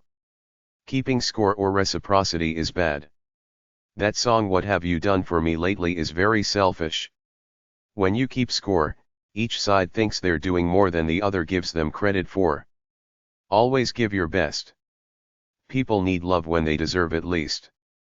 Do not agree to do evil things with an evil person. Be careful to do what is right in the eyes of everyone. Romans 12:17. Give love freely. You have to talk and listen. My dear brothers and sisters, take note of this: everyone should be quick to listen, slow to speak and slow to become angry. James 1:19. Speak in a loving tone, not sarcastic, overbearing or hateful. Be nice to each other. Do not be unkind to your spouse. Rudeness is contagious. Kind words are like honey, sweet to the soul and healthy for the body. Proverbs 16:24. When you make a mistake, apologize. If you don't, the anger will fester. As a dog returns to its vomit, so a fool repeats his foolishness. Proverbs 26:11. Don't repeat negative behaviors. How about the alcoholic who always promises to quit? Provide materially for your family. On your deathbed, your family will be all that matters. Don't wear yourself out trying to get rich. Be wise enough to know when to quit. Proverbs 23:4. Anger is natural. It's very destructive. I leave a situation if I'm getting angry. Some people try to goad you on. I watch TV prison shows. Many people are in there because of 1 minute of anger. Love Essays 60. Some people marry because of peer pressure, not out of love. You have a personal sense of self. You should follow it over following society's traditions. Back in my youth, if you weren't in a relationship, people thought you were gay or weird. Nowadays I see lots of people online freely saying they're single and prefer it that way. Despite this, I watch The Bachelor show on TV. I see these love-struck bachelors and I wonder, was I ever that naive to think that some person would greatly enhance my life? Because from my experiences, all my love relationships faded within about a year. It was natural. It's hormones. Do you have the guts to stay after the hot attraction goes? What can you do to be the perfect mate? Can you be loving and sexy? I was watching a YouTube channel called Hedonism. The guy was busting the myth of personality, money, etc. as indicators of attraction. He said it's all in looks for young women. Keep yourself looking attractive. As they age, women get more desperate. There are still plenty of gold diggers in there, but also plenty of naive women like the one I saw on National Geographic's prison show. She fell in love with a jailbird, then shot a corrections guard to death outside the courthouse to help him escape. There are lots of women with what society would call loser guys. Go figure. Men are not purposely malicious. They're naturally horny. They all watch porn, even the phony Christians. They want sex like that. How can you be a slut with dignity? The fundamentals are friendship, respect, and passion. Be accepted on your own terms. If you're married, don't be lukewarm. Try to be passionate for the love. What happens when you get depressed or lose your job? You have to help each other. Be endearing, romantic and intriguing. Be virtuous, a top quality person. Every relationship fades. My evidence is that every time I tried to fall in love with very nice women, I fell out of love with them within a year and was aroused at the sight of any attractive woman. I concluded that I don't belong in a long-term relationship, but every night on the local news, they give a shout out to a couple of couples who have been together for 50 plus years. These people were raised in an era of traditional values, commitment, plus every one of these men and some of the women reached a point where they knew they fell out of love with their spouse, but then thought it through and decided she was a good catch, so they constantly made the effort to be loving. I see the occasional long-term couple say we're soulmates. I think that's very rare. There has to be some activity bond, like two people who love tigers and raise them together, two musicians, etc. Most men become workaholic and alcoholics and end up alone watching TV in a room when they're home while the rest of the family is in another room. The attention deficit marriage is a bad marriage. In our narcissistic society, it's normal to feel ignored, lonely, neglected and unappreciated. How often do couples sit together and retreat to their cell phone gadgets? You need a conscious, constant effort to commit, and you're your mate. Set dates on your calendar. Check in during the day. Plan a romantic vacation. Focus on listening and staying present. Look each other in the eyes. Kiss and touch. Give foot, neck, or face massages to each other. Cuddle each other. Hug when you arise. Do a walk, a hike, a bike ride, dance, yoga, a swim in the ocean, etc. Breathe deeply together. Hold hands. If you're driving a car, put a hand on your partner's knee. Talk and compliment. Give attention in these ways: reassurance, respect, gratitude, appreciation, encouragement. Relationships require work. Nobody ever wins an argument. They create animosity. Show affection. Revive your sex life. Romance requires initiative, making moves. Wake up smothered in hugs and kisses. Don't complain too much. Don't get together with negative friends to nag about your pathetic husbands.